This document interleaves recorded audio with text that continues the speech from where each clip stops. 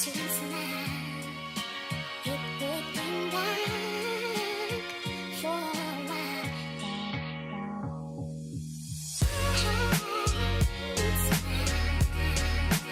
it would bring for a while. It bring back. It's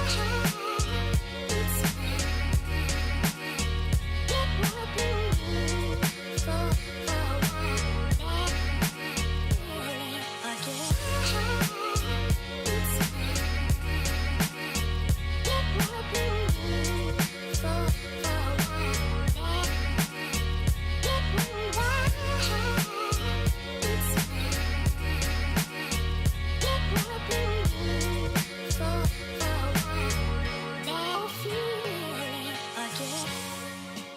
It's been a long time since we departed, but I can't forget you because I'm still broken-hearted. And if I could feel it bring back, it bring back.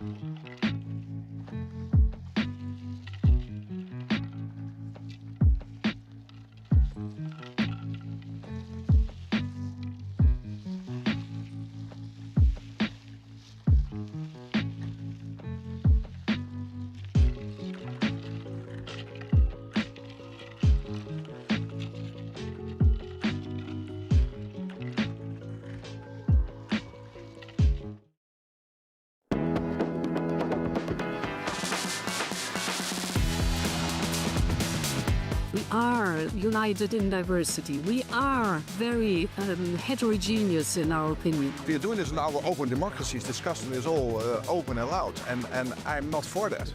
What is European Union? What is freedom? How we learn together.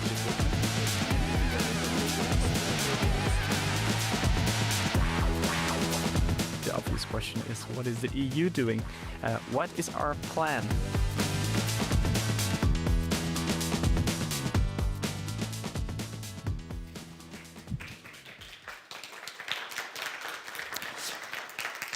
Good afternoon and welcome back to Politico's Competitive Europe Summit. My name is Laurens Cyrillus. I'm Politico's cybersecurity editor and deputy tech editor based in Brussels. I'm excited to welcome you to the final stream of our summit, where we'll be discussing Europe's innovation renaissance. Big words, and we'll dig into them in the coming hours. Just to set the scene, for Europe to compete globally, it needs to be able to create its own technology, and it needs to create technology that other regions don't have and that other regions want. That's what it's about when you're talking about innovation. Europe is trying to do that in areas that range from artificial intelligence to space technology and far beyond. Innovation does not have a simple fix. There's no silver bullet. It's complex, and it requires very different elements and a good balance between those elements. It requires a healthy academic and research community that can attract the brightest minds in their fields from across the world. It requires startups, scale-ups, and investors to join hands, to work hand in hand. And it requires smart public policy that matches the pace of technology, but also gives long-term perspective to those that do the innovating. In the next few hours, we'll discuss what Europe's drive for tech sovereignty means, a buzzword in Brussels, but one that has increasingly set policy. We'll talk about how to lead on mobility and infrastructure. We'll talk about the new space race.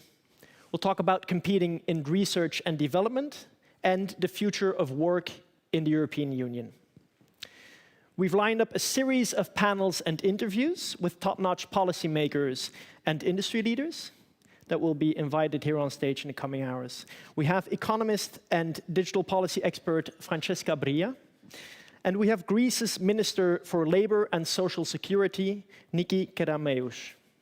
You'll also hear from Rodrigo da Costa, who's the director of the EU's Agency for the Space Programme, and from Karen Florschutz, the head of Airbus Defence and Space Connected Intelligence, and many more. Before we kick off, I'd like to thank our partners for making the summit possible. Our leading partners are ASML, Bayer, FPA, and Google. Our presenting partners are Lilly, DP World, Revolut, and Santander. And our knowledge partner is the McKinsey Global Institute. As you know, at Politico, we love to debate. We do it every day, day in, day out, from morning till evening. And we're trying to do it here on stage in these halls in Brussels and also online. So we'd like to ask you to share your thoughts on platforms like X, Blue Sky, LinkedIn, and others. And you can use the hashtag Politico Competitive Summit for that. One of our sessions this afternoon will include a Q&A here in the room. And this session is indicated on our program, and there will be a mic going around if you want to intervene during that Q&A. Just raise your hand, stand up, make yourself known. During our networking breaks outside, our reporters and Politico Pro staff are ready to connect, and you can also explore our partners' installations and meet fellow attendees. Now, to get started, I'd like to kick off this afternoon's program with a sit-down with Audrey Herbelin-Staupe, who is the Vice President for Global Public Affairs and Communications at French intelligence champion Mistral AI. Please help me welcome Audrey on stage. Thank you very much.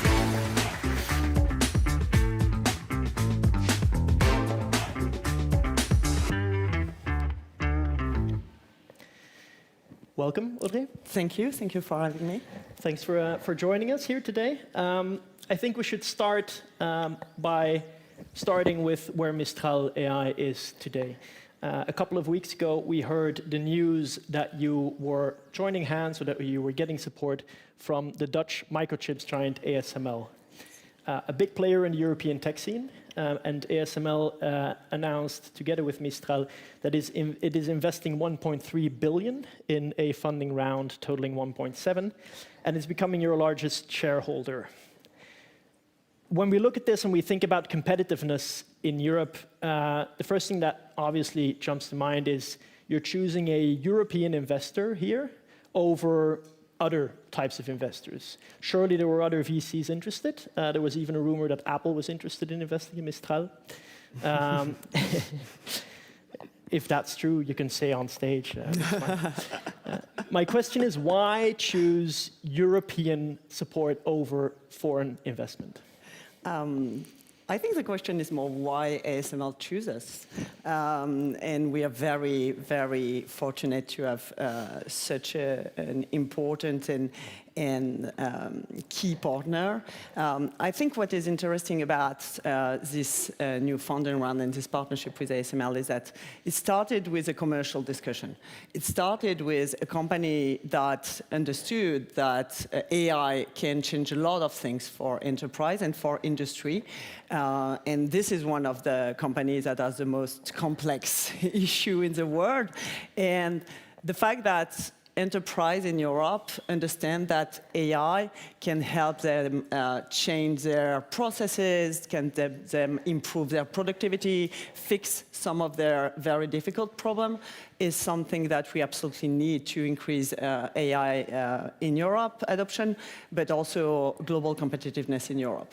And from this commercial use case discussion was created a feeling that that it could be more than that, and they saw us as a good partner to work on AI, and we are very pleased with that. I think what they saw in Mistral is that we are looking at AI differently from our competitors, because what we are trying to do is actually to solve technological problem and to increase AI technological progress. And I think that very concrete approach was interesting for them. Is it? Are you closing the door on sort of the more consumer-focused AI with this deal? We're not closing the door. We have always been looking at very B2B activities. We launched Le Chat very early on in February 2024, but it was more a way to tell the world what AI can do, because we believe that this technology needs to be transparent, needs to be accessible, so you need to be able to showcase what the technology can do to the broad public. We're not closing the door to B2C activities.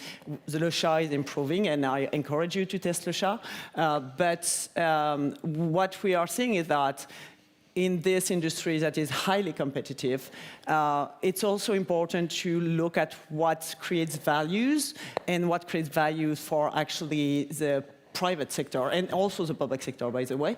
And what creates value is to help enterprise transformation, to fix actual industrial problems. So that's why we are focusing on enterprise business so far. I think the specificity we always had was that we are building very customizable models, and we really are not providing off-the-shelf solution. We have always partnered with our customers to tailor what they really need, and that's why we believe that we can create value for them. We're just a week away from the European Commission coming out with a new strategy document. It's called the Apply AI Strategy. That's expected next week.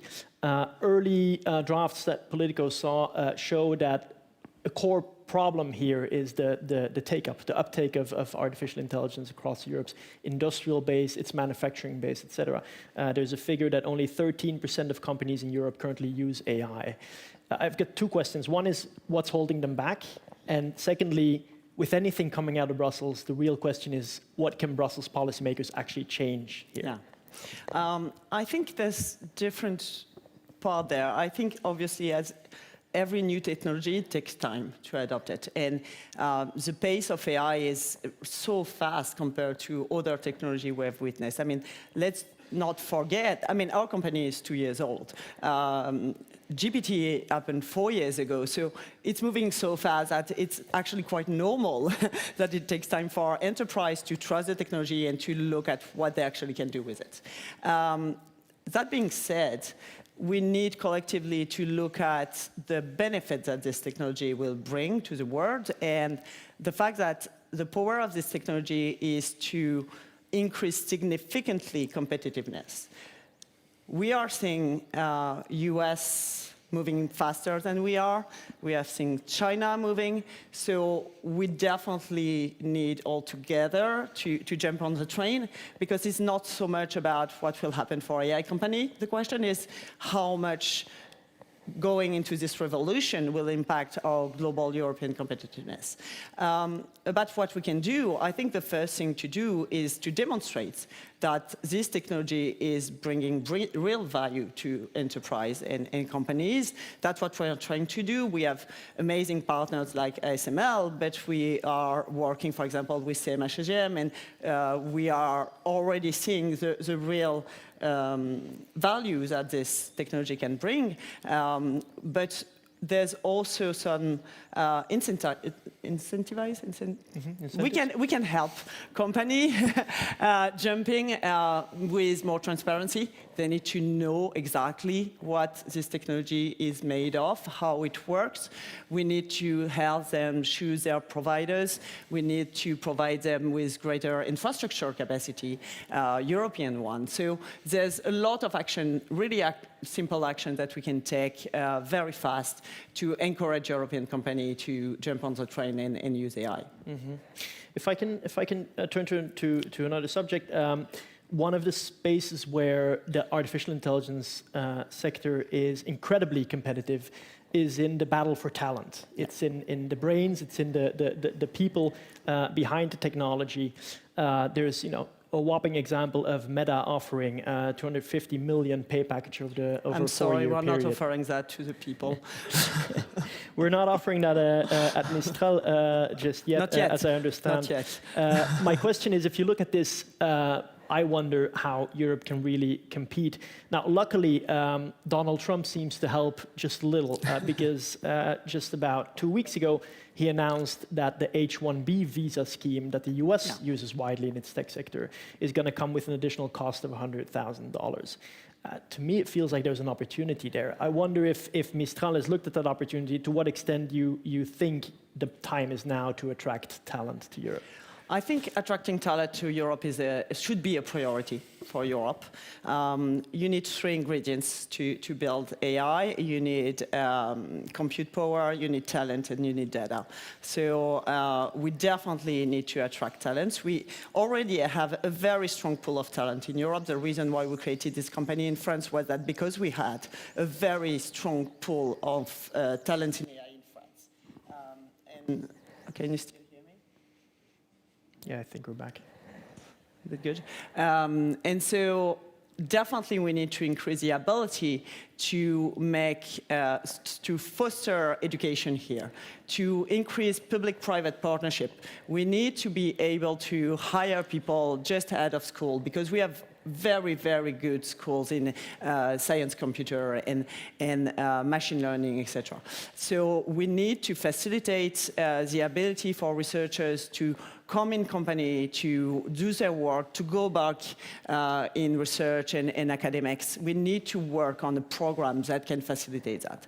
The second thing we need to do is obviously leveraging the struggle we can see in the US to attract people in Europe. So we need to facilitate the ability for us to get visa for those people. There's a very good thing in France that is a French Tech visa, and basically in 2 weeks you can have a visa for someone who wants to work in our companies. This is something that should be extended.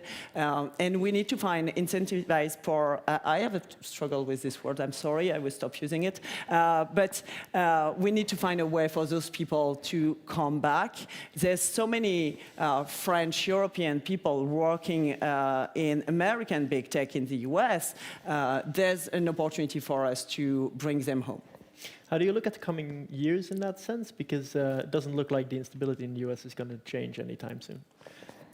I mean, I'm not commenting on what's happening in the US. I'm French, so I will not be the best place for that. But I think for us, there's 2 questions. There's obviously how we can offer them the ability to come back. But something interesting when you discuss with scientists is that what they want is the ability to do their research properly. So to attract the scientists, you need the proper compute power. Each scientist will be excited by a number of GPUs. So it's not just a question of visa or tax or this kind of things. It's what can you provide them to do their job properly and to increase the capacity of the models. So it's not just a question of paying them hundreds of euros, millions of euros, or facilitating visa. It's also creating the infrastructure, creating the environment and the ecosystem for them to succeed in the job. And does Mistral feel that computing capacity should be based in Europe? So actually, that's exactly what we think. We launched our Mistral Compute activity a few months ago. We have our first data center that is about to be operational very soon. It's based in Brière-le-Châtel in France. We believe that it's very important that we have capacity here. There's multiple reasons for that.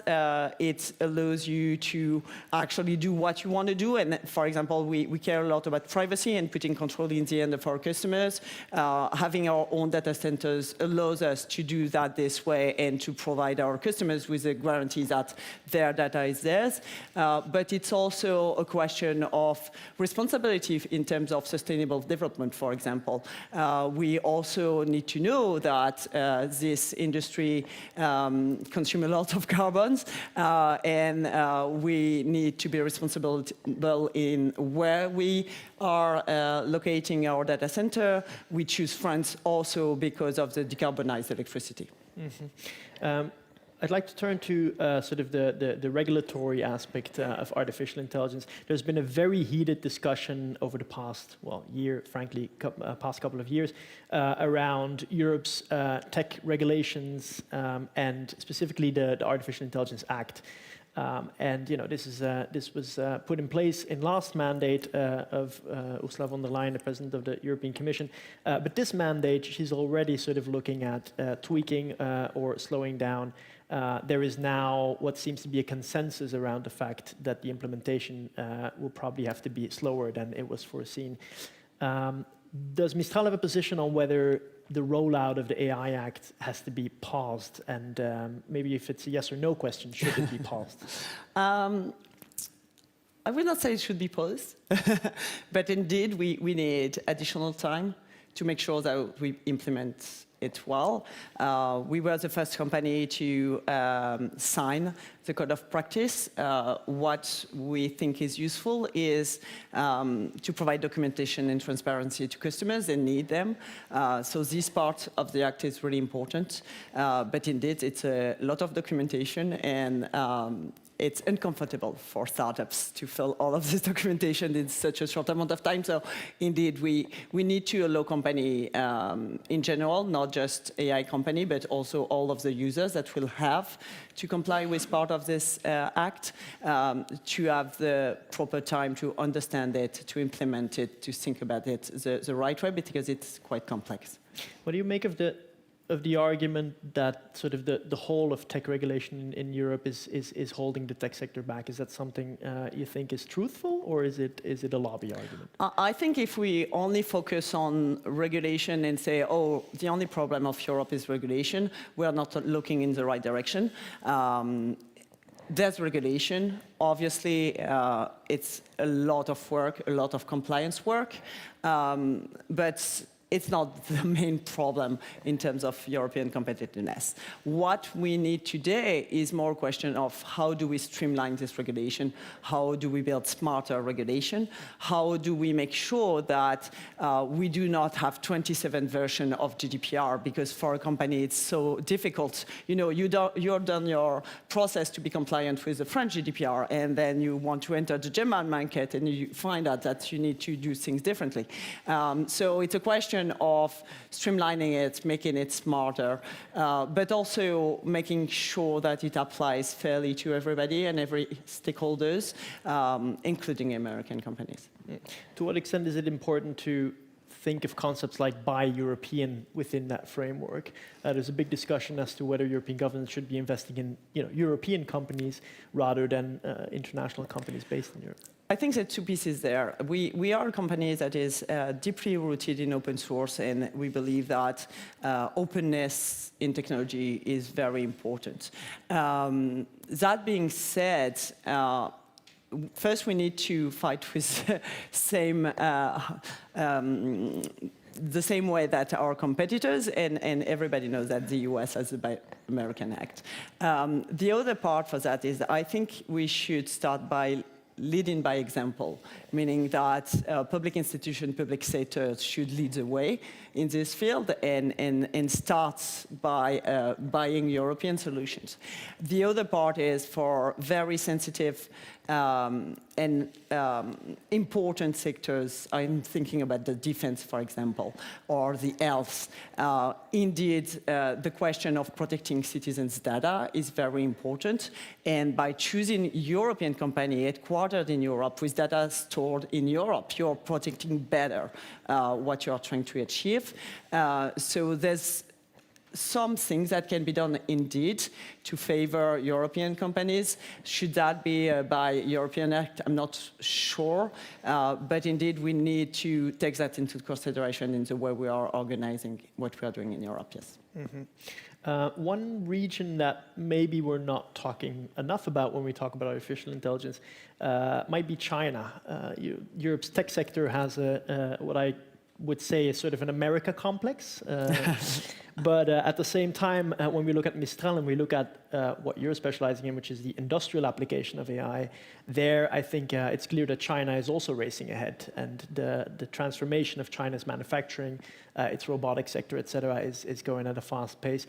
What do you fear most, the competition coming from the US or competition coming from China? I think when DeepSeek was releasing its first model, everybody was surprised. And I would answer to everybody who was surprised that you didn't pay attention enough. And the second thing is that if you think that what DeepSeek did was stellar, you didn't look what we did a year and a half before, because we were the first one launching open source model with very high capacity. So I think indeed it's a global race and a global competition. I think there's a place for everybody, to be honest. And I think we have very strong strengths in Europe and we should capitalize on it. And maybe to turn the question around, if Mistral were to identify its growth regions outside of Europe, where do you see most opportunity for growth? We have the ambition to be a global company. We have an office in the US. We have an office in Singapore. So we are here for the entire world. Okay, and are there regions where you're growing faster than We're others? going very fast in Asia, and we have a lot of traction indeed in Asia. We are growing very fast in Europe in general. We are seeing a lot of interest in the US. We were just in Canada and expanding in Canada. So I think the question is not so much about having a European company or a US company or a Chinese company. The question is, how do you do things differently? And what we are trying to do is to bring an alternative in the AI industry, and we are building an alternative because our models are more efficient and smaller. They have high capacity. They are highly customizable. They are portable. You can deploy everywhere. If you are on AWS, you can deploy on AWS. You can deploy on Azure. We were the first one offering deployment on-premise. So I think it's not so much a question of where it comes from. It's a question of what it can bring you as a customer. And I think what we are doing is pretty different from our competitors. So that's our positioning, and I think it resonates everywhere. Mm-hmm. And to close off, I'd like to bring it back to Brussels, because that's where we are, and we cover the European Union very closely, obviously. Your counterpart at ASML, Frank Heemskerk, was on stage yesterday. He said it's easier for ASML to get a meeting with a senior White House official than it is to get one with a commissioner at the Berlaymont. What's Mistral's take? Is it easier in Washington or in Brussels to get I haven't the asked a attention? meeting in Washington, so I will let you know once I will have asked that. Okay, we'll keep you to that. And I'd like to thank you, Audrey, for Thank you so joining us much. on stage. And please welcome me in thanking Audrey. Thank you so much.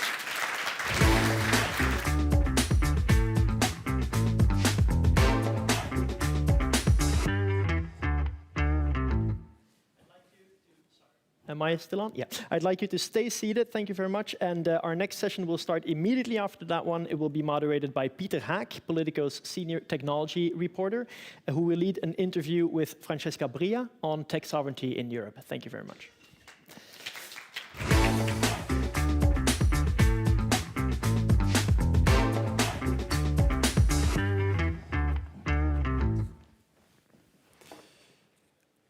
Good afternoon. You're still at the Politico's Competitive Europe Summit. We didn't export you to another dimension in those couple of minutes. I'm Pieter Haak. I'm a senior tech reporter at Politico. And if you're part of the EU tech policy bubble like I am, you hear the word tech sovereignty almost every day.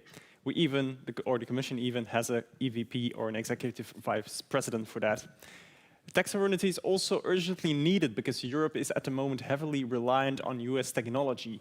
US cloud providers provide or serve 2/3 of the European market, and Europeans are embracing ChatGPT much faster than they do with Mistral's Le Chat. I hate to say that to the previous speaker.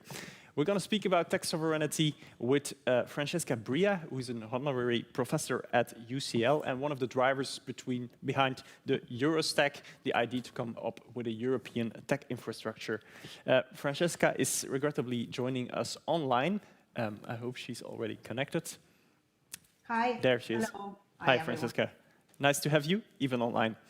Let's maybe kick us off by giving us an idea of how grim the picture is, or how big the problem is, and how hard Europe should go in this drive towards tech sovereignty. Yes, first of all, let me say that I think technological sovereignty is to be understood as we've heard also in all your summit, as industrial competitiveness, as national security, and as the possibility to defend democracy. I think this is the starting point to discuss an issue that, yes, is everywhere, and we see a lot of sovereignty washing. So I think we have to be very clear that this is an absolute necessity for Europe. If we look at the numbers, the dependency numbers, as you mentioned in your introduction, I think the situation is stark. So Europe is relying 80% of any digital technology is imported. We have 90% of our cloud data that is processed by non-European providers under US law. And we control less than 4% of global AI training capacity. The chips that we use in every industrial sectors are made in Asia, in Taiwan and South Korea, Taiwan being a very vulnerable geopolitical area. And so this is really, in my view, not a trade deficit. It is a sovereignty deficit in a moment where we see a new techno-political order, where we see export controls, technology bans, supply chains that are weaponized, and even trade deals that are weaponized. So when we hear the president of the US saying that our regulators that need to enforce digital laws in Europe could face a ban or sanction, I think we understand the very core of what sovereignty means. Because if you are relying on critical infrastructures that are built elsewhere, that are built according to laws that we haven't written, or in line with values and regulation that are not our own, in this particular moment, I think we face a big threat. So it's almost like Europe is between two empires, two techno empires, the US and China, but we have no seat at the table where our future is written. And I think it's very clear that when we're talking about semiconductors or intelligence that run our society and our industry, this is now rationed to Europe in a game that we cannot control. So just to finish, I think the democracy that doesn't control its critical infrastructure is a democracy at risk. But the question then is, of course, like how deep do we have to go? Because, for example, if we look at the current European supercomputers, they are EU funded, so they seem to be very European. But then again, they also run still on US made or US designed AI chips, for example. And of course, that's not going to change anytime soon, because AI chips, Europe has no production capacity. How do we have to go there in that drive towards tech sovereignty?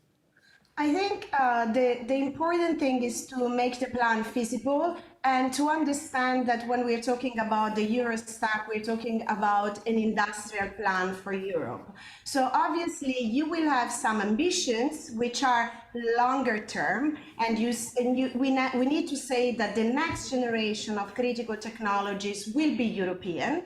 But obviously, at the same time, we're going to work within the given environment, having all these dependencies and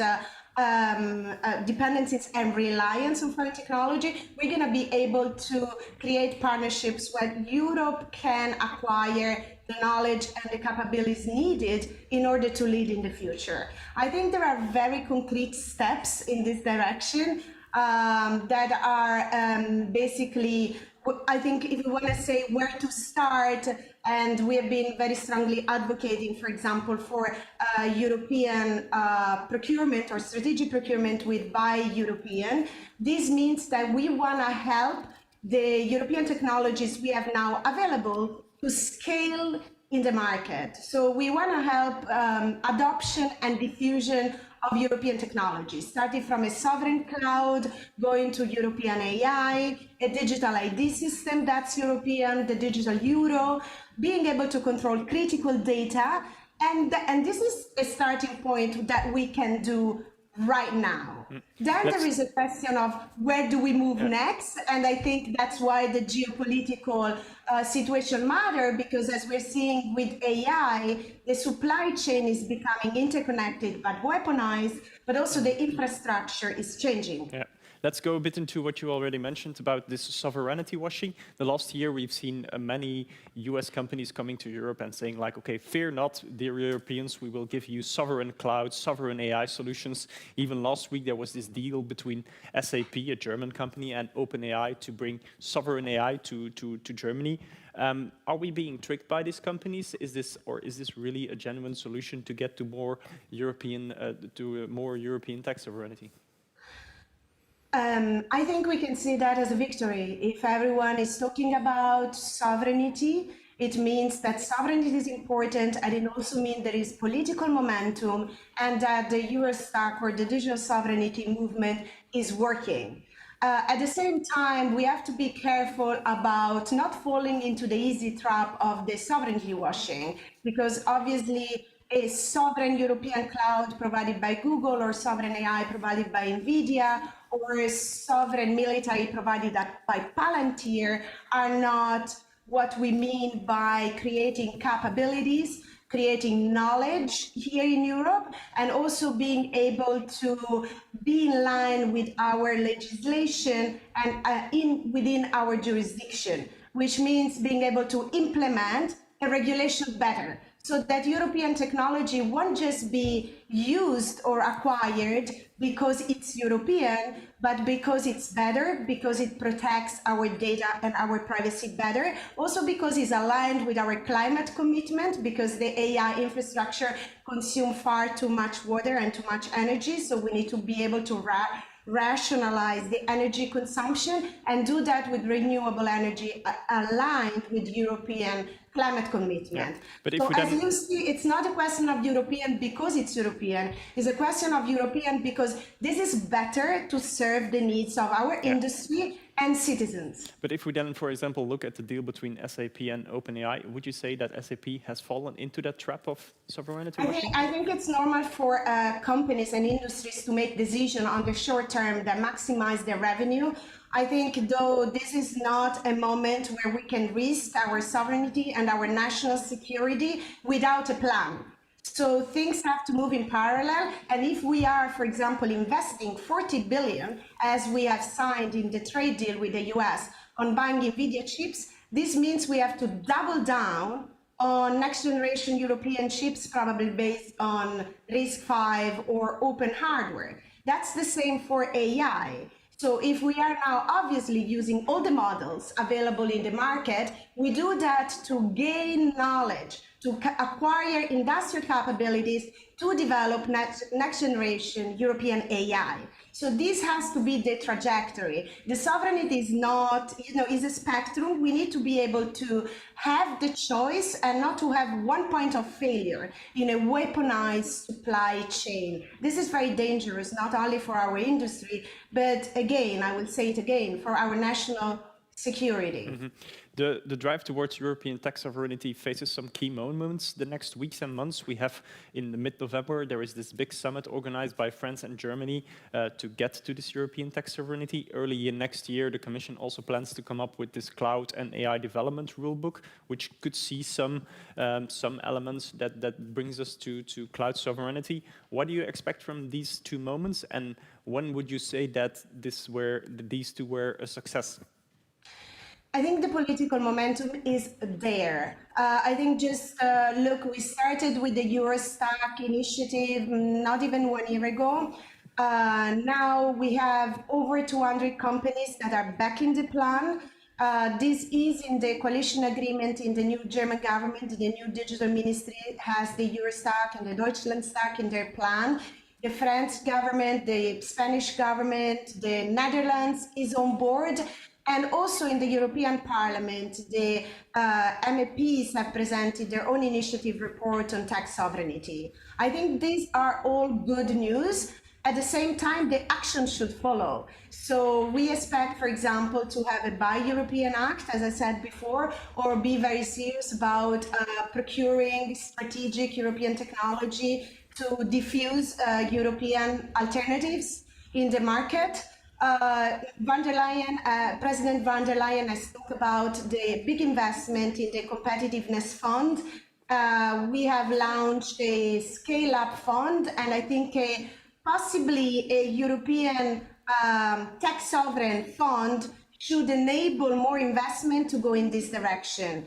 And the French-German summit, I think, can be a very important point just to show the commitment.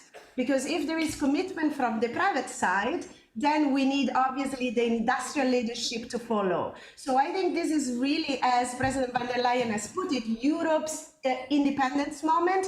And this cannot happen without a strong focus on the critical digital infrastructures that are enabling everything to happen in the economy and in society.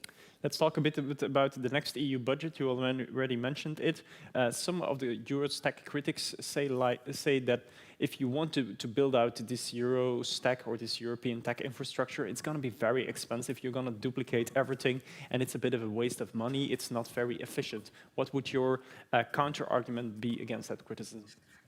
I believe I follow what Mario Draghi has said in his report. We've been building on top of his analysis and his recommendation. So we have around 300 billion of European money that flies abroad. We have a lot of unutilized capital in pension funds and institutional investments that can be mobilized to enable the next generation of industrial champions to grow. So I think the resources in Europe, if we, of course, strategically enable both private investment and public investment to go together with the right regulation, is there. And I think it was said also before by the Mistral interview that it was done there. We also believe that the European stack is not about replicating, technology that is already available. It's gonna be building on open source, open standards, interoperability as an added value, and then build actual European capabilities where those are needed, starting from our industrial strength. Because this is an industrial plan for Europe. This is not just about technology. This is about strengthening our industrial ecosystem and make it more dynamic. So I think the money is there and should be mobilized for this very, very critical objective. You say the money is there, but the talks about the EU budget, next EU budget, are happening right now. A lot of money will go into things like defense, etc. Don't you think that maybe this priority will take the backseat and that it won't happen in the next EU budget? No, I don't think so. I see also there is, of course, a big space for dual-use technology when we're talking about defense. As we know, the modern defense uses all these critical capabilities that we need also in the civic economy, and we need to make sure, of course, this protects our citizens at the same time. So there is a big space to act there. But I also think that when we have seen that social media and in the future AI can be manipulated during elections, when we see that one single man can shut off internet in Ukraine in the battlefield because he controls the critical satellite low orbit that Europe needs to produce for itself, I think we understand when we see sabotage in undersea cable or GPS jamming, I think we understand how critical this conversation should be. It should not be in the back seat, as you said. If we take it 5 years further, 2030, is there some kind of idea that you have that in terms of percentage or threshold when you would say, like, now we're no longer reliant on other continents or other regions? First of all, I think we are saying that Buy European should enable us at least to mobilize the 2 trillion of procurement, 50% at least for European technology. I think, look, in the future, I want to see success stories. I don't want to only talk about percentage. I think I want to see adoption of European technologies, success stories in manufacturing, healthcare, biotech, defense. I think this has to be a moment where Europeans understand that we are able to innovate on our own terms. So this is what I believe being the Europe's independence moment. That's maybe the key takeaway of this interview, innovate on our own terms. That's what European tech sovereignty should be about, according to Mrs. Bria. Thanks for being here, even virtually. I ask everyone in the venue to remain seated, because we will be back with you right away to talk about research and development, another key element of European competitiveness. Thanks.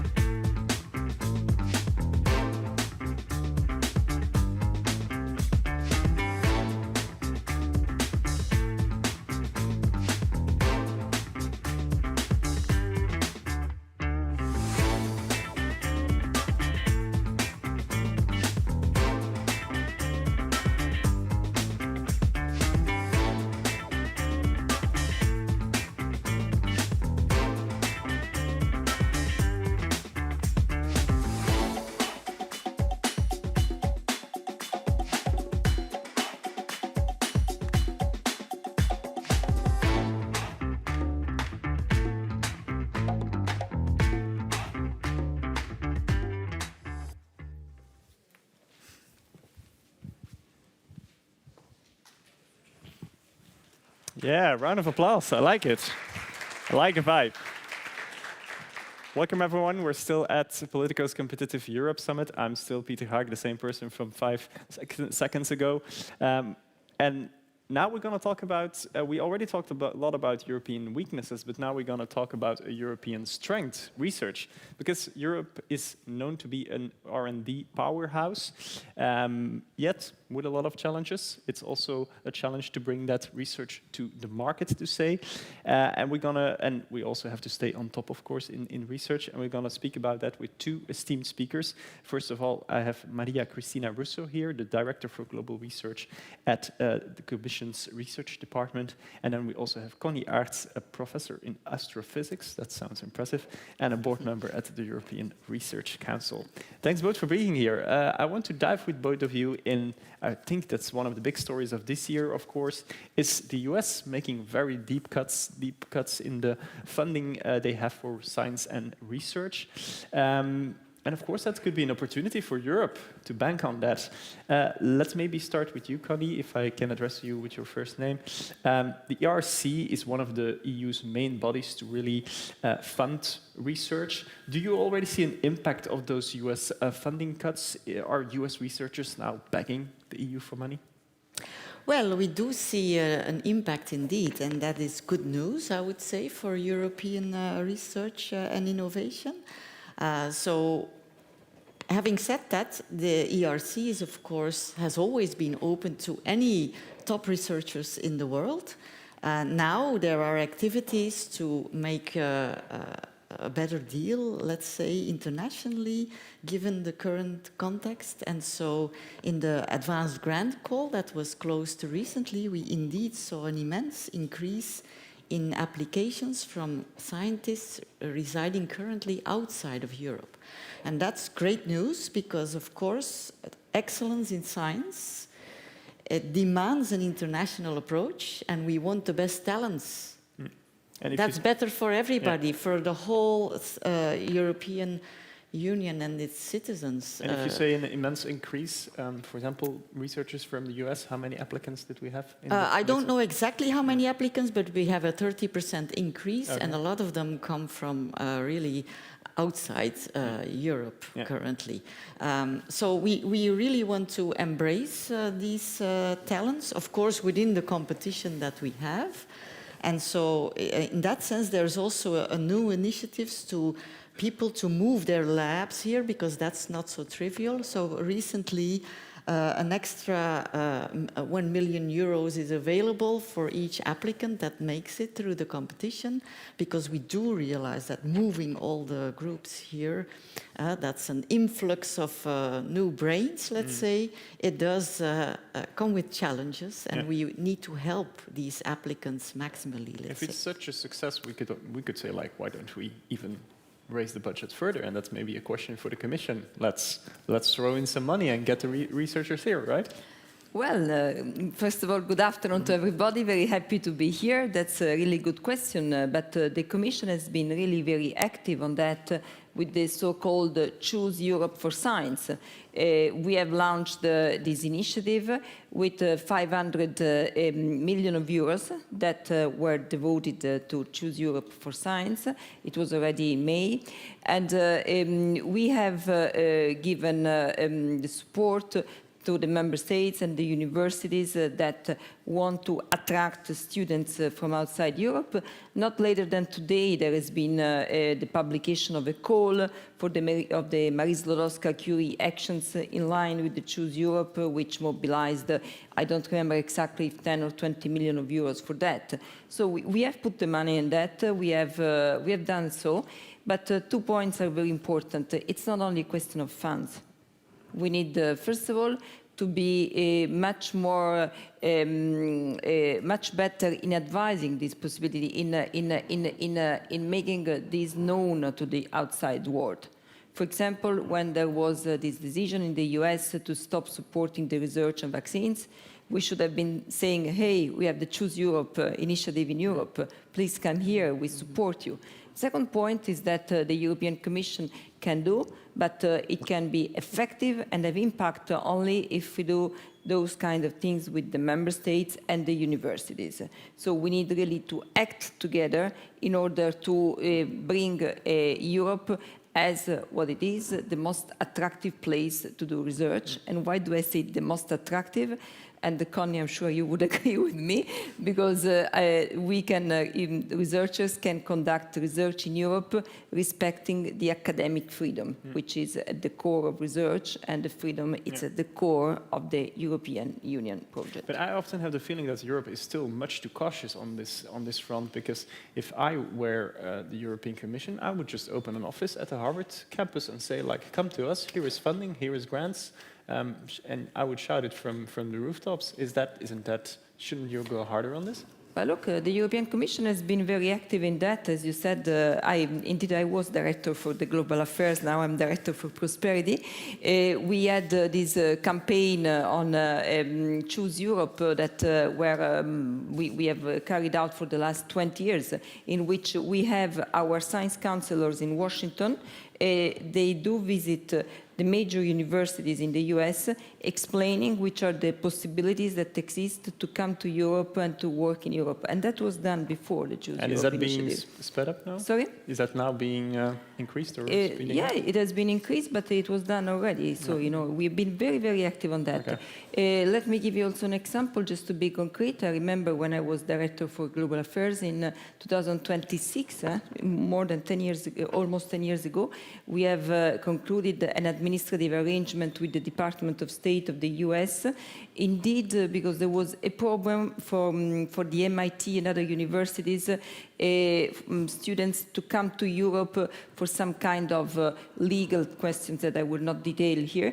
And we've been to the MIT, we've been explaining, listened to what was the problem, and then we have done this administrative arrangement which took out the burden from the scientists from the MIT and the other publicly funded universities in order to make it easier to come for Europe, to Europe.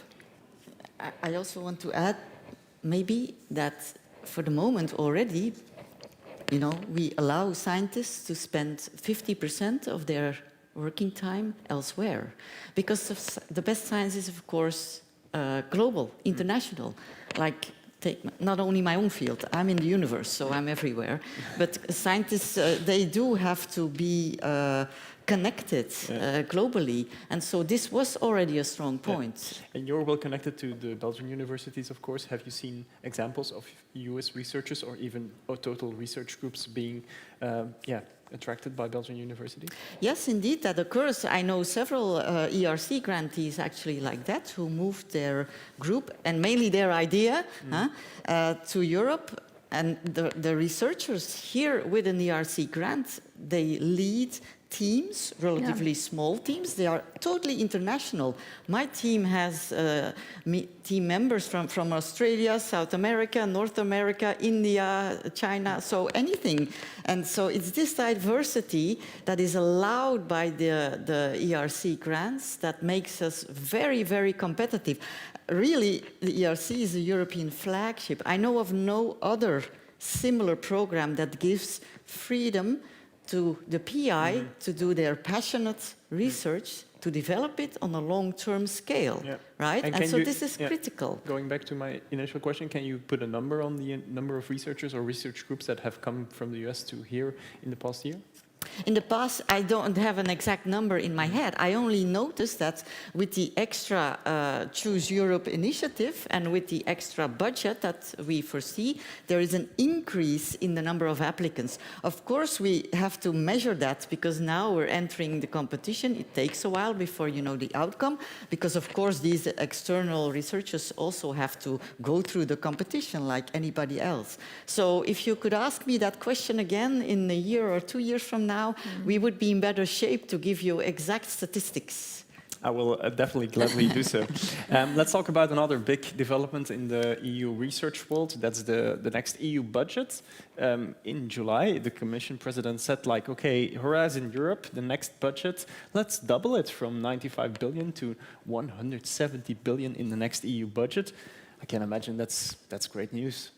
Oh yes, indeed, that is great news for us. Were any bottles of champagne popped at the... Yes, we had some bottles of champagne, but we also want to open even more bottles of champagne when it will be approved by the Council and the Parliament, because now there is the next step, which is the interinstitutional negotiation, which is complex, but we're very confident because the Council and the Parliament have been very strong in defending the need for a self-standing research program within the context of the newly proposed European Competence Fund. And also they've been very strong in saying that the budget for the research program should have been substantially increased. So we are very confident that the negotiations will keep up the budget. What we hope, and then we will open even more bottles of champagne, is that it could even be increased. The question is also, is bigger also better? Because of course, if you spend money, you need to have value for that money. I will come to you in a second. But how do you as a Commission ensure that when you put more money on the table, that nothing is wasted and that there is good value for money? I mean, if there is a strong drive of the Commissioner for Startups, Research and Innovation, Mrs. Zarajeva, is really to have impact. She was very clear when she had the hearing at the European Parliament, and if there is a guiding line that we have as DG Research and Innovation, it has been to really change what needed to be changed in order to have impact. We were very grateful to people like Connie that participated in so-called Hater Group to publish, which published this report on the evaluation of the Horizon Europe program. The report Align, Act and Accelerate, which also looked at the shortcomings of the current program and gave some lines to follow in order to improve it. So we've taken it into account. And the program now is designed to be much more policy-oriented, and there's also the link with the European Competence Fund, simpler for the applicants to have an easier access. I want to talk a bit about that link with the European Competitiveness Fund, because isn't there a risk that now every research will be looked at through the lens of competitiveness? Everything has to ensure that Europe becomes more competitive, because what does that mean for basic fundamental research? Well, let me grab back to why more budget, because that's connected to your question, you see. When we looked of the past almost 20 years at ERC level, all the applications that were ranked as scientifically excellent, because there's only one criterion, right? It's very simple. Let's stick to the elegance of simplicity. Scientific excellence is what is being rewarded. There were twice as many proposals that could get funded.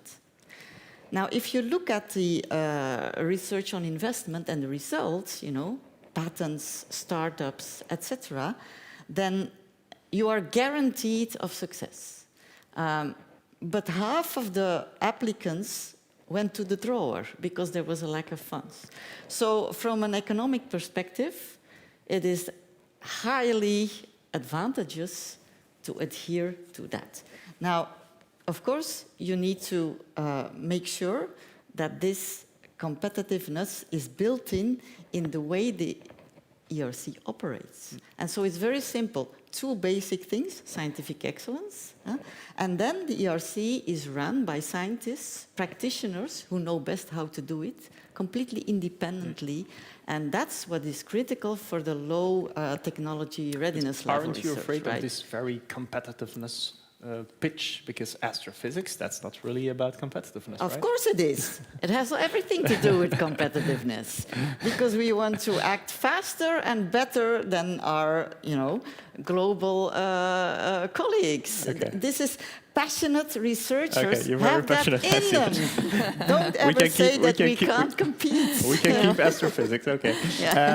But I mean, if I may add to that also, the fact that we do have a self-standing research program, which is built, I will not go into details now, on 4 pillars, out of which in one, which is the pillar 2, there is a part, an envelope, which it's a part which is linked really to the competitiveness fund. But the program is much bigger than that. So obviously the drive is competitiveness, and as Connie said, competitiveness it has to be seen in a broader way. In what we're doing in basic research, it's very important for competitiveness. But the program, the proposal for the next framework program is not only the competitiveness fund. It is in synergy with it, but it's much bigger. And indeed, the reason why we have this self-standing research program, it's also because we do want to continue to support basic research, which is also what makes Europe stronger. And sorry. Another major change for Horizon Europe is that it used to fund only research for civic purposes. Now we're also going for more military-oriented or dual-use research, indeed, like research that can serve both civic and military purposes. I want to ask to you, like, okay, how is the Commission going to govern that? Because that's, of course, opening also a potential box of problems, because how are you going to make sure that this doesn't end up in the wrong hands? Yes, so you might also have asked me the reverse question. How did we ensure beforehand that the research that we were funding was not used for dual use? Because in the ATO report, there was really an example, some concrete examples. One could also say, I don't know, you support the research which is for better food, and the soldiers eat better food, and then they can fight better. You see, the question is a bit complex, because the line where you divide what is civil and what is can be used for military application is not so easy, and that's why I intervened when you said defense, because we do not propose to fund defense, but we have taken out this exclusion that existed in the previous program, which made it impossible to finance research that would have a dual-use application.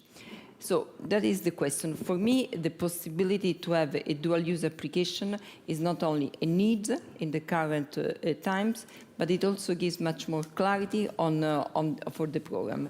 We certainly will have to have a specific criteria building on what already exists now in terms of ethics, in terms of closing some of the actions of the framework program. We already have now some possibilities through the Article 22.5, 22.6 of the Horizon Europe. So we will have to work on that to make sure that there is not a misuse of this possibility. But I you also believe need it's much as clearer Commission, now. you need capacity to keep track of all that, because it's a massive budget and it can end up anywhere, right? Yes, but this is the work that we are very well equipped to do. Obviously, when you speak about the massive budget, the Commission will need, we will need to be fully organized, and I'm sure we will be, to deal with a bigger program and keep track of the different aspects of it. and we will do it also for the dual use. But the concept that I would like to pass on here is that not only it is a necessity, but we had already a system now in place to which we had to screen the projects now to make sure that they were not dual use. You see, so we are not we are building on that, and I believe it's going to be even easier for the implementation, provided that we will set up the criteria that certainly will be put in place when we go to the implementation phase. What's your take on that, on this shift? Well, this is for the ERC is quite different, if I may take the fundamental research again. So basic research is welcoming any topic in any science field, irrespective of future use or not.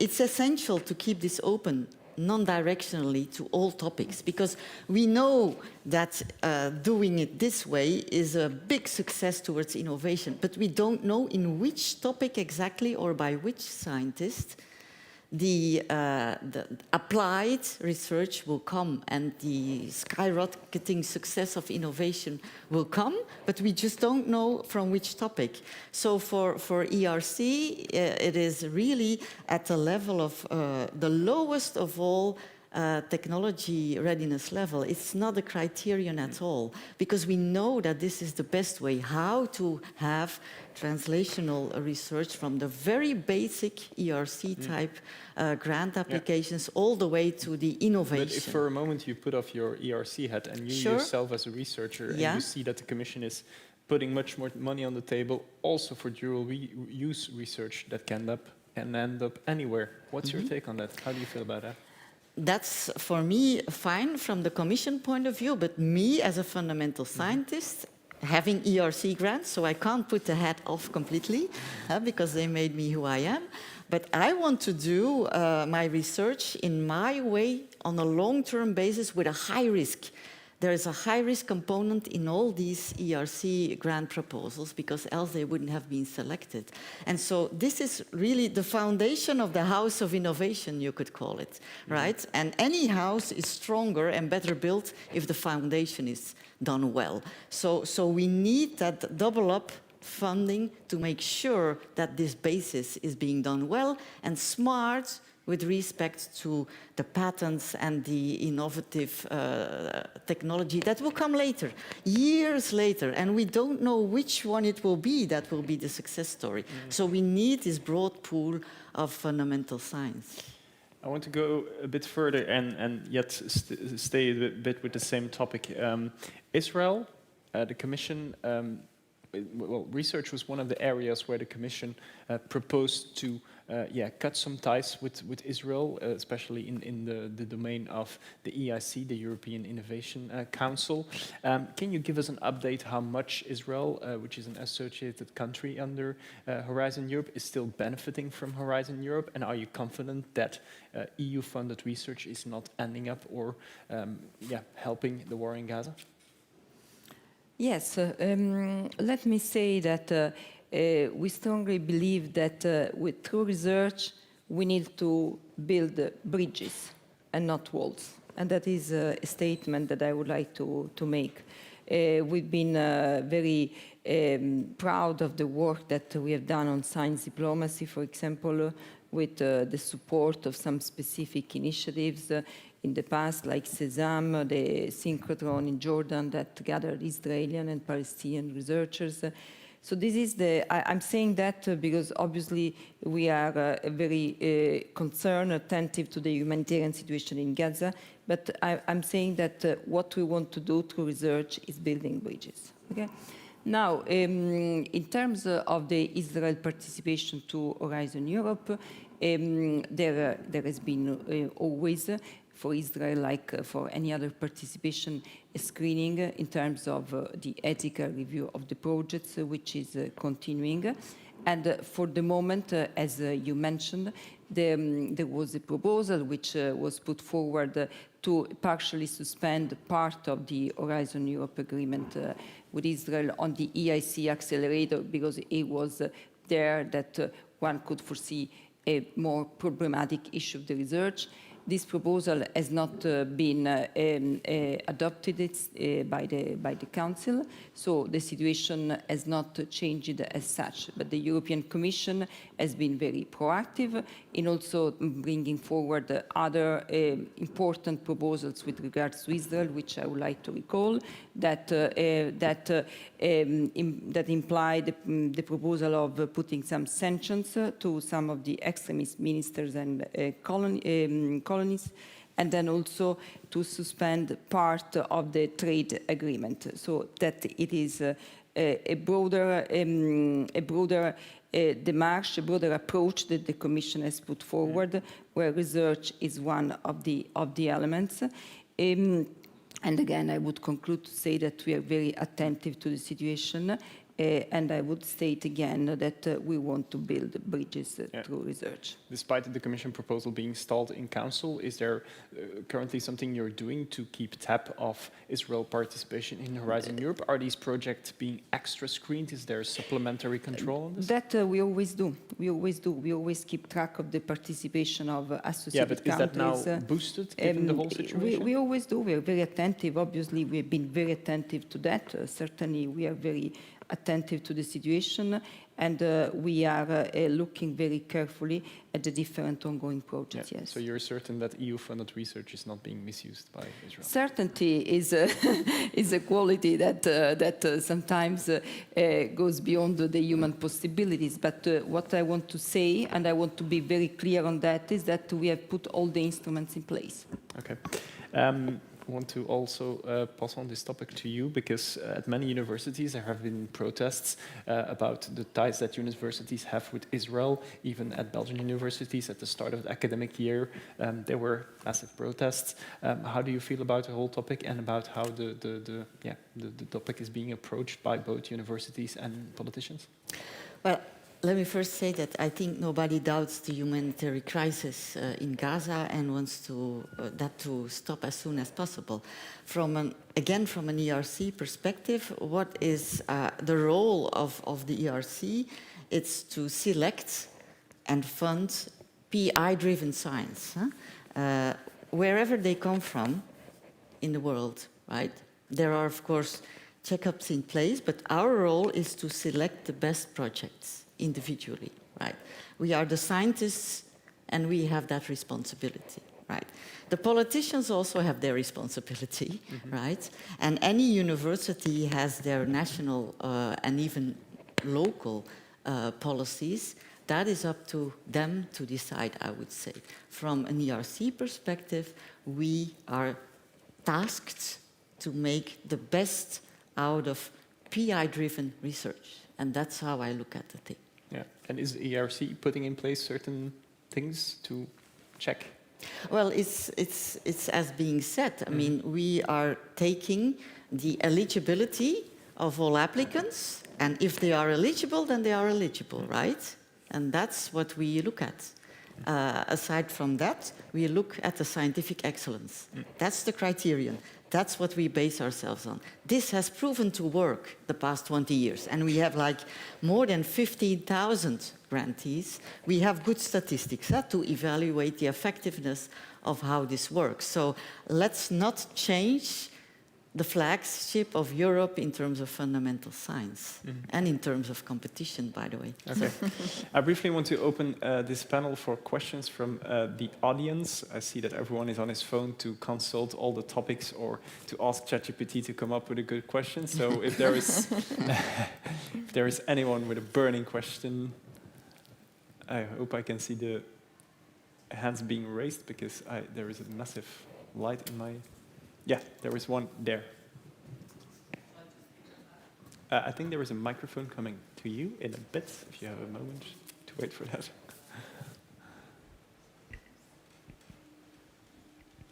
And please keep your answer, your question very concise and to the point. Sure. My question is about students who've graduated and entered the work field after getting a master's in, say, quantum physics, or something as important to GPS as astrophysics, for example. But those in the workforce that are now unemployed, not in the academic stream, how are you reaching out to those scientists? Yes. I guess I can put my STEM hat on and respond to that question. First of all, I hardly know of any STEM employees at master or PhD level that are unemployed. We have way too few of them. And so any, let's say, professor in academia working either within the university or intersectorally with industry realizes that these STEM diploma people are top-notch technology-driven experts. So I don't think there is a problem in underemployment at all. I don't know of it. It's the opposite.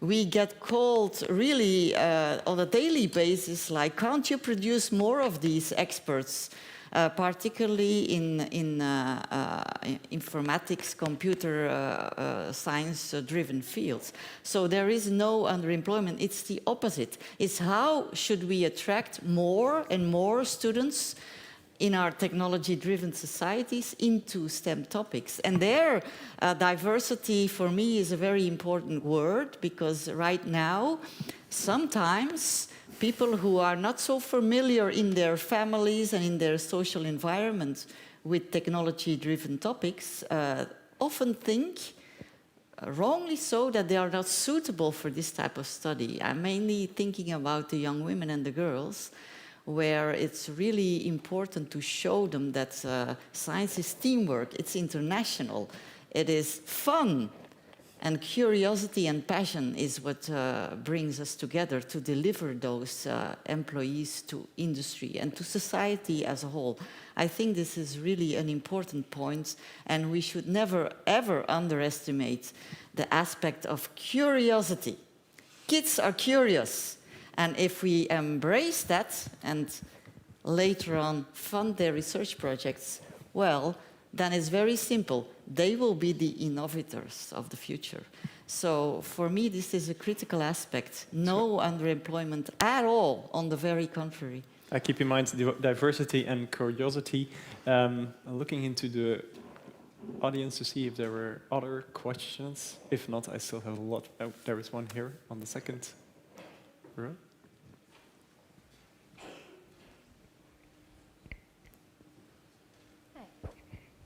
Hi, thank you both so much. You talked a lot about what Europe is trying to do to lure some of these scientists and researchers who've lost funding in the US, whose labs are having to be shut down. But I'm wondering if there's enough money, even if you were to give all the funding everybody wants, to make up for the lack of that academic research. You know, the US government is such a huge funder, despite the very best efforts of the EU. Do you think that's still going to impact science, impact the places that this research is getting done? Will it have a net impact on science throughout Europe and throughout the world? Well, thank you very much for this last question. We already said that money for research has been doubled, so that's already a good sign. And obviously money is important, but as Connie said, there is curiosity, and with curiosity goes the academic freedom and the freedom of research. And Europe is very strong on that, and we can attract researchers also, and especially for that. And I am not a researcher myself. I'm a commission official. I do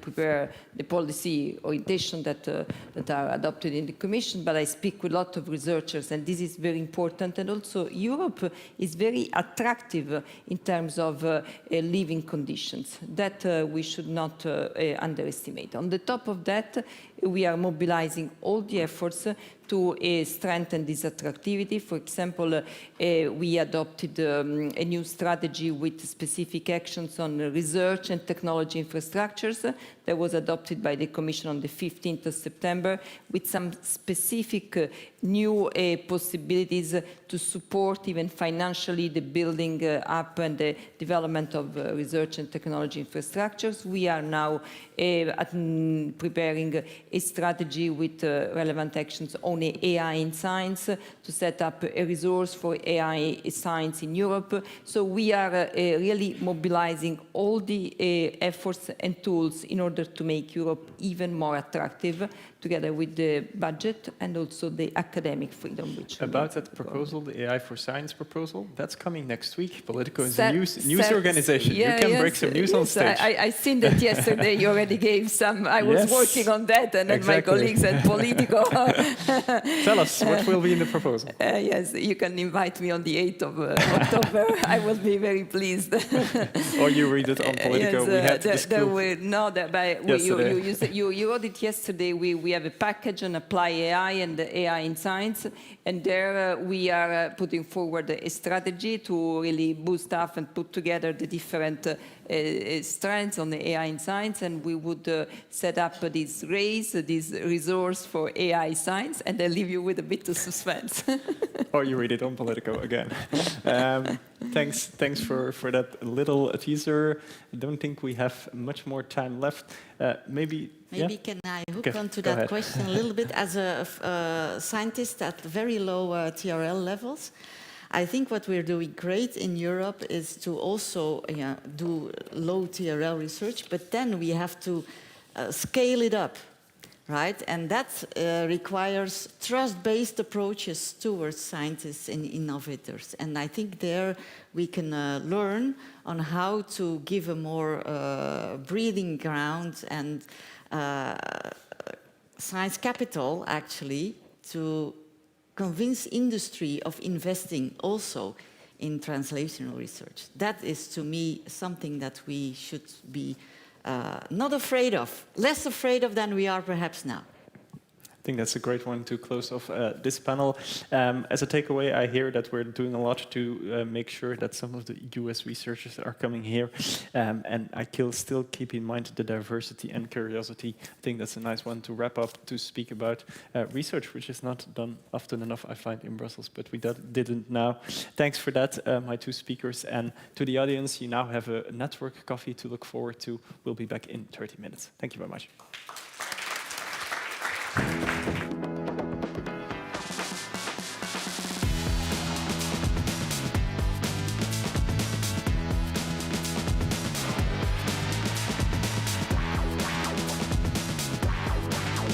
We are united in diversity. We are very heterogeneous in our opinion. We are doing this in our open democracies, discussing this all open and loud, and I'm not for that. What is European Union? What is freedom? How we learn together.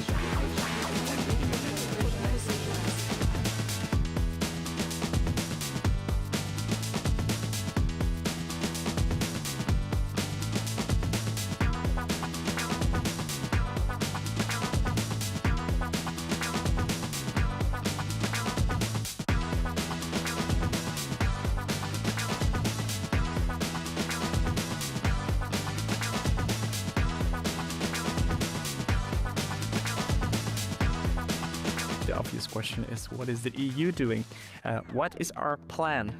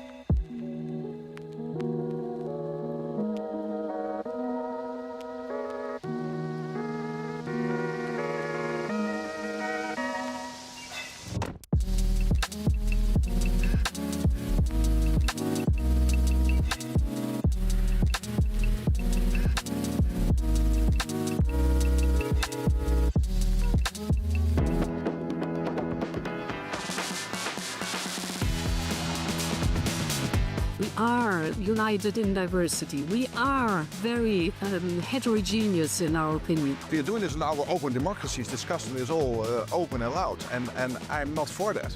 What is European Union? What is freedom? How we learn together.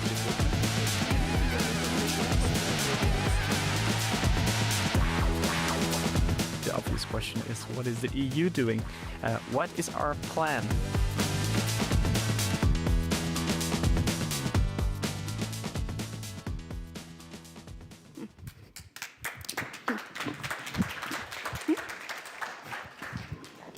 Hi, everyone. Thanks for sticking around. I'm Jordan Dahl. I'm a mobility reporter here at Politico. And with me is Director General of DG Move, Magda Kopczynska. That's perfect. Thank you. And we are here to talk about military mobility. All eyes are on defense right now as Europe bolsters its defense capabilities. But the overwhelming question is, how are we going to be able to improve our infrastructure to move troops while also defending against cybersecurity and other threats? So Magda, I hope this will be a pretty engaging conversation. I want to start with, there's an upcoming package on military mobility. What are the main deliverables that we should expect? Okay, for everybody's use, we had a bit of a conversation before we entered on the stage to have that conversation, and I said to Jordan that I'm a bit of a enthusiasm of military mobility, so she'll be stopping me when I say too much, because you asked what will be in that package. And before I talk about what will be in the package, I really would like us to remember why we have this package. Because with the war in Ukraine, military authorities, NATO, came us on several occasions saying, with all that equipment that we have been bringing to the borders of European Union so that it can be brought to Ukraine, we have encountered all sorts of problems and difficulties and bottlenecks, and can you help? Because those difficulties and bottlenecks stem from the civilian setup more than military. And this package will actually look at that. It will look at regulatory changes that could be introduced to facilitate movement of cargo, troops, military assets. It will look at the required assets that have to be in place to facilitate that, and it will also look at infrastructure that has to be improved in many parts of the EU to make that movement feasible and easy. Feasible and easy sounds easy, right? No, it's not. Well, it does, but it's not. In June, there was a closed-door meeting of defense ministers, and the Commission said that it will be reviewing all existing legislation on military mobility. What is the scope of that? Are we talking literally all legislation that may touch on it? Is it focused just on transport, crisis preparedness? What should we expect there? It will look at several pieces of legislation that we believe is relevant for that subject. I will not say all, also because where we want to focus is speed. We want those improvements to happen fast.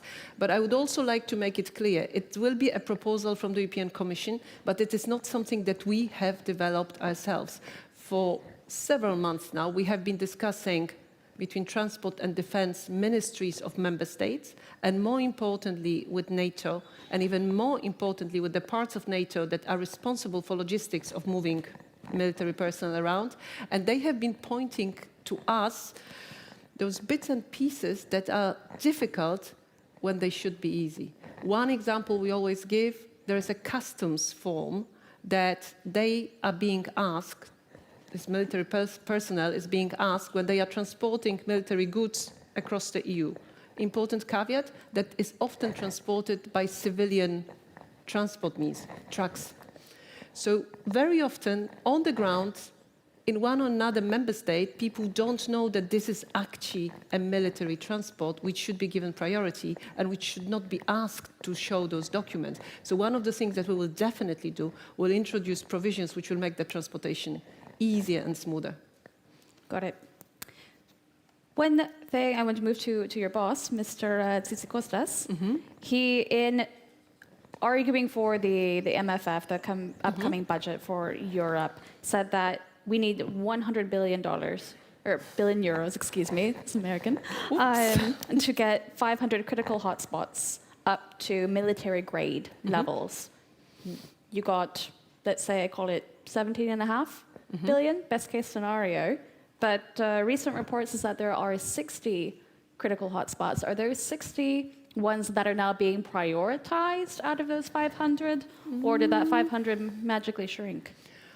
No, I think the 500 hotspots are there, but we are talking here about EU budget. 17.5 is what we have on the table, but this will be our funding rate, so it will be actually 35 with co-funding on the EU member states side. And this is not the only budget that will be used, because if you look more in detail at MFF proposal, there are other parts which can also be used to address some specific aspects of the hotspots, including money that is already on the table as part of the SAFE mechanism, which can also be used by member states for military mobility if they choose so. Again, it's clearly written in the SAFE proposal that the loans that SAFE offers, 150 billion, can address those hotspots. We will need to prioritize, but that will be done in cooperation with member states, in cooperation with the military, and I really, really stress that because it is super important that when we prioritize, we do things that make movement for the military easier in the EU. So including SAFE and other parts of the budget then, what is your estimate for how much money we're going to be giving toward military mobility? I am not going to make that estimate, but I would like to remind us that 7 years ago, or whenever we put the proposal for the current multi-annual financial framework, we already then thought about military mobility. We asked for 6.5 billion. At that moment, member states went down to 1.7. It is unfortunate, of course, that we are in a situation where member states realize that military mobility is a real thing. So 17 billion is much more that we have. Will we have it? I don't know. Maybe member states, at the end of the negotiations, they will decide that instead of 17, they want us to have 35.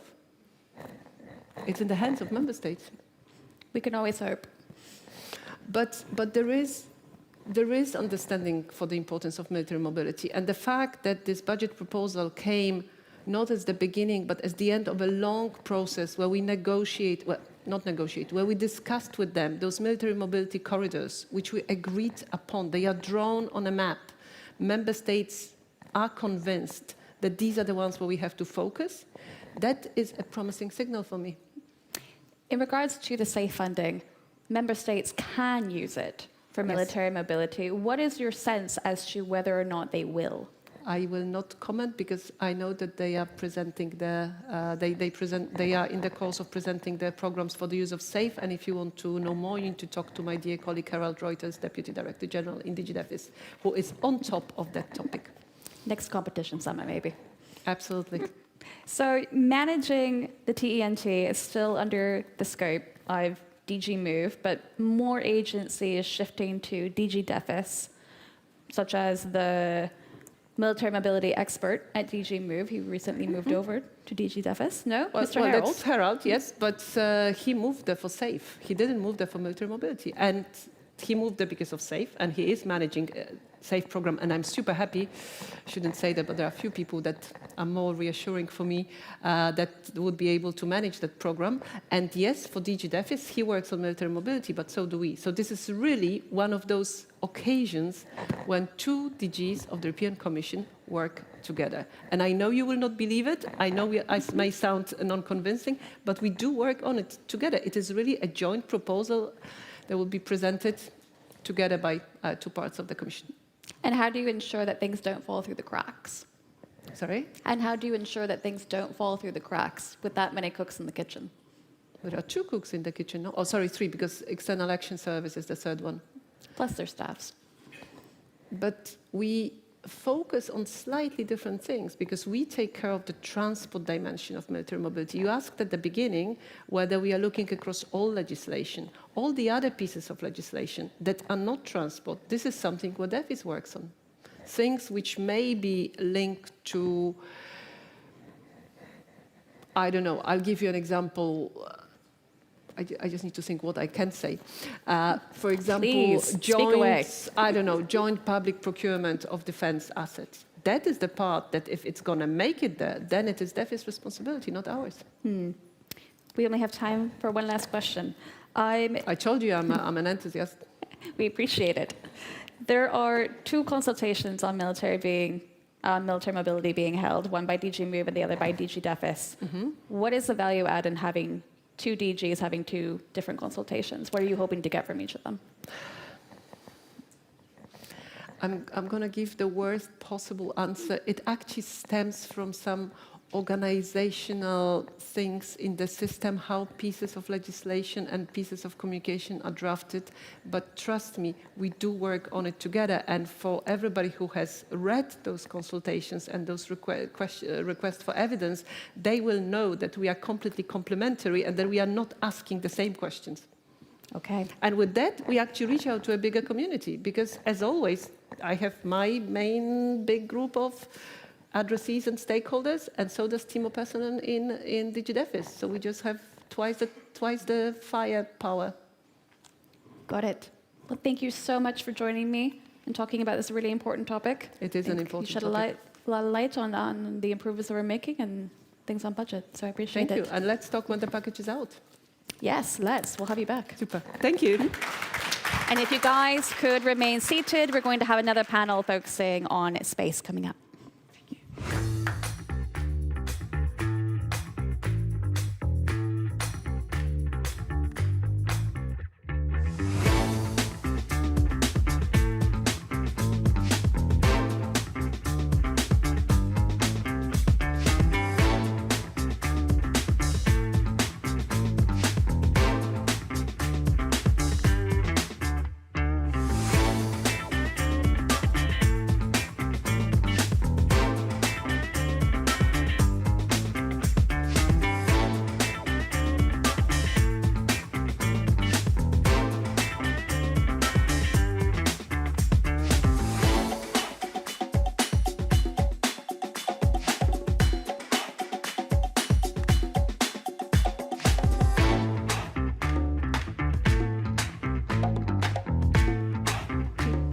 And we're back. Thanks everyone for staying and hanging out. With me, we have Karen Florschutz, the head of Connected Intelligence at Airbus's Defense and Space Unit. And then we have Rodrigo da Costa, Executive Director of the EU Agency for the Space Program. And today we're going to be focusing on Europe's space ambitions and how they are colliding with mounting security, sovereignty concerns, the debate around budgets, which we just heard from Magda, and strategic autonomy, and how we can develop homegrown space companies within Europe. So to start off with, I'd like to ask each of you what you see as the biggest risk currently facing your agency and your company. Rodrigo, let's start with you. Yeah, it's a good question. Of course, there are several risks. I think what we see, and that if you want, the satellite operator and the service provider of providing data from space, we clearly see increasing threats, for example, in the area of cybersecurity. And for us, it is very, very important to protect well our systems against those risks. Karen, for you? I think I will echo the cybersecurity part, because I think that is really something that can damage. You don't want anyone to take your satellite down or jam it, spoof it.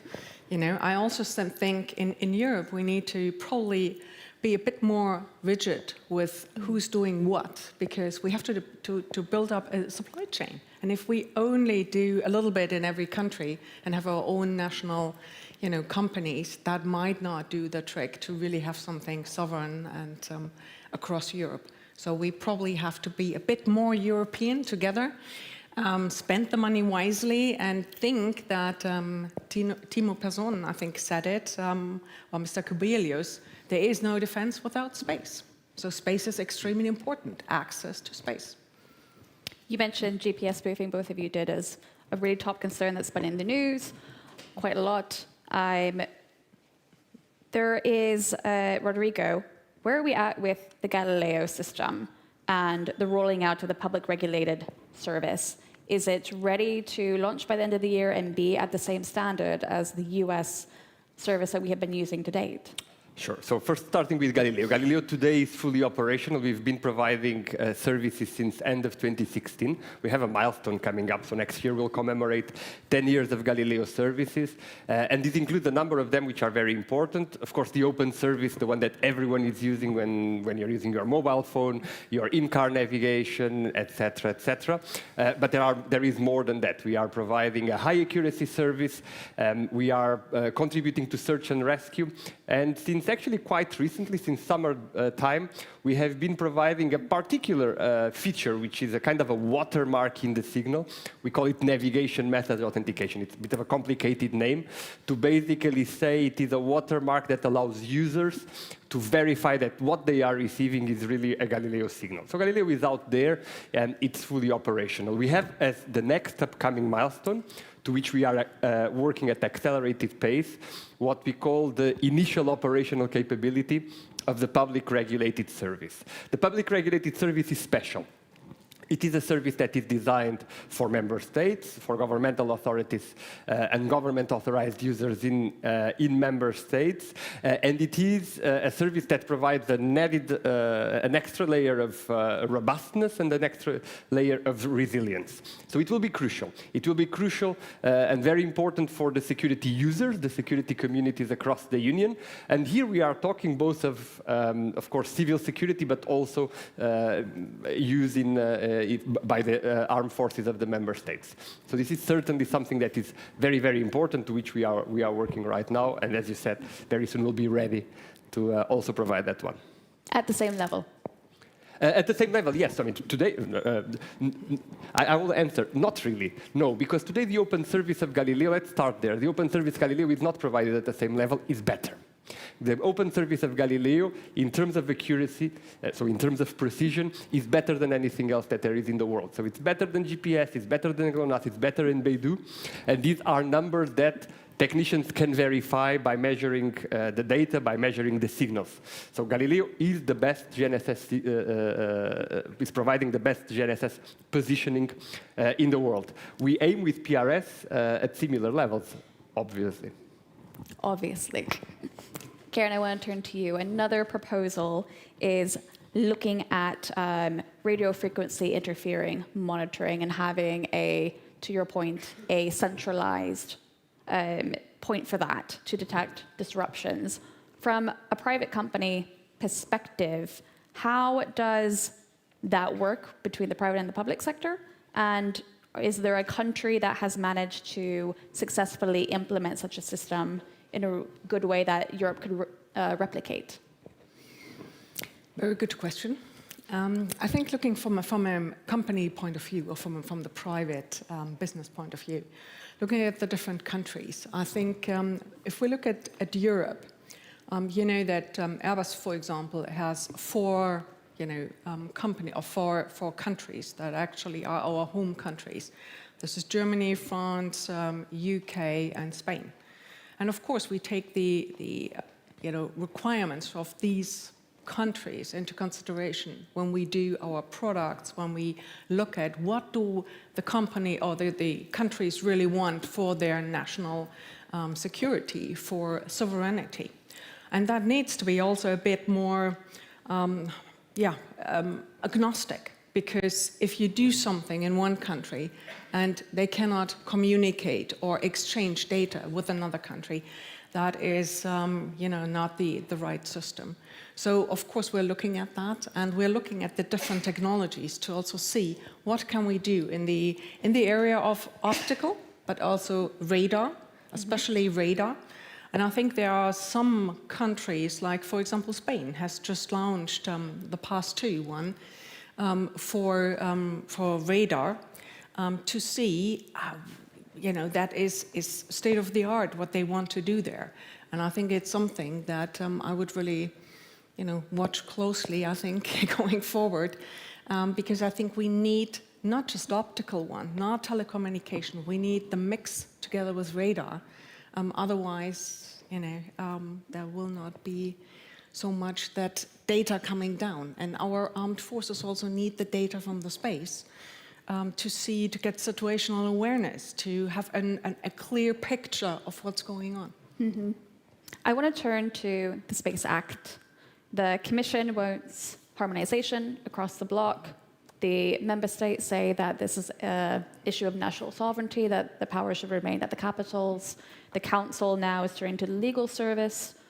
Rodrigo, should this stay with the capitals? What would be the implications, and how would Europe then further develop space and its capabilities without having the actual Space Act? Okay, so as you said, the Commission has made a proposal for a Space Act. It came out back in June, and obviously, as the EU agency working very closely with the Commission, I will not comment any of details, except to say that obviously, as an agency on which the Commission proposes to assign some of the tasks for the implementation of Space Act, we are reading it very carefully. We are also preparing, of course, without prejudice to all the legislative process that is just started, the exchanges in Council, the exchanges in Parliament, the trialogue that will come, and we will see then what will be the landing area when it comes to the Space Act. For us, of course, crucial today is to prepare to whatever may come, and this is the work that we are doing. Then when it comes to the content, I think clearly it tackles the key elements, the key notions, the very important notions are in there in terms of security, in terms of safety, in terms of sustainability, so the elements are there captured, and then, of course, then where the proposal will end, how will the exchanges end, we will wait and see. Karen, I want to turn to you. You already mentioned a bit about the UK and Spain. Obviously, each capital has its own priorities, let's say. How do you view these? Where do the strategies diverge across the capitals? Very good question. Well, I think if you look from an MOD point of view, they all want to, what we call in military term, multi-domain operations. You want to have situational awareness across all the 5 domains, which is land, sea, space, air, and cybersecurity. And especially on the space one, the national, the MOD want to have their probably own robust, hardened satellites, because they don't want the spoofing, the jamming. They don't want to have anyone listening in, and they want to have clear, secure communications and links. So there are, for example, if you mentioned 2 countries, they have specific requirements to actually harden the satellites, to make them robust, to have cybersecurity built in, so that nothing is happening there. But it's different kind of satellites. If I'm talking about, for the MOD, it's mostly telecommunication. It is not so much optical one or radar, but especially the communication ones are really, they differ from country to country. They have their own, sovereign requirements. And us as an industry, we have to, of course, to be able to fulfill their requirements. I cannot just take one satellite and say, hey, I just change a little bit and that's yours then. They have very specific from the mirror to the way, also the orbit, in which orbit is it placed. So there are a lot of differences, but I would say even there, most of them just do not do just one.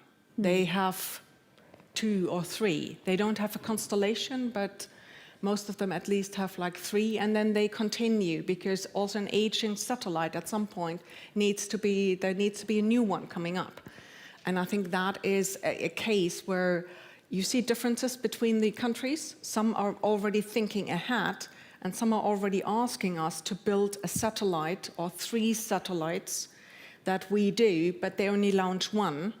And you have to keep the other 2, kind of like in the vacuum, sleeping in a clean room, for maybe 20 years down the road to be launched. So things like that we also need to take into consideration. It's a good segue for us to go to competition. This is a competition summit, after all. Starlink, the US company owned and operated by Mr. Elon Musk, our favorite guy of the other day. It has massive capacity so far that the EU has not yet been able to replicate. What are the biggest hurdles, and what do you propose to help get past those? Federico, why don't we start with you? Yeah, I can start. I mean, the proposal of the Union is very clear. It's with secure connectivity, working on Iris Square, and the work is advancing. The project is moving forward at an accelerated pace, and it will bring the solution to the needs of Europe in terms of secure connectivity for the member states, for the Union institutions, etc. But we are not waiting for what will come with Iris Square, because Iris Square is in its process. We will not be waiting for it to come. We are already working right now, and here in particular, I highlight the effort that we are doing in bringing the GovSatcom capabilities to the European member states and to the stakeholders. We are very close to the start of what we call the initial services. GovSatcom is very interesting because it's based on a pooling and sharing mechanism. So we have European member states that have satellite communication capabilities. Some of those member states are willing to make them available to other member states, so to the EU member states at large. And GovSatcom is actually the program that is matching that. It is also built in an evolutive perspective, because it will provide, again, service to the governmental users, first using the pooling and sharing capability, and then when IRIS will achieve the operational phase, we'll connect as well to IRIS. And this will offer a seamless transition from the pooling and sharing phase to the connection with IRIS phase.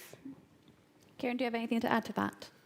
I think it's exactly right what Rodrigo just said. Iris Squares, there is one, the GovSatcom was one, and I think there are also some of the countries now thinking of maybe a bit more than just 3 satellites, so a little bit of kind of a constellation in the LEO space. So, you know, Iris Square will be LEO, MEO, and maybe connecting also to GEO.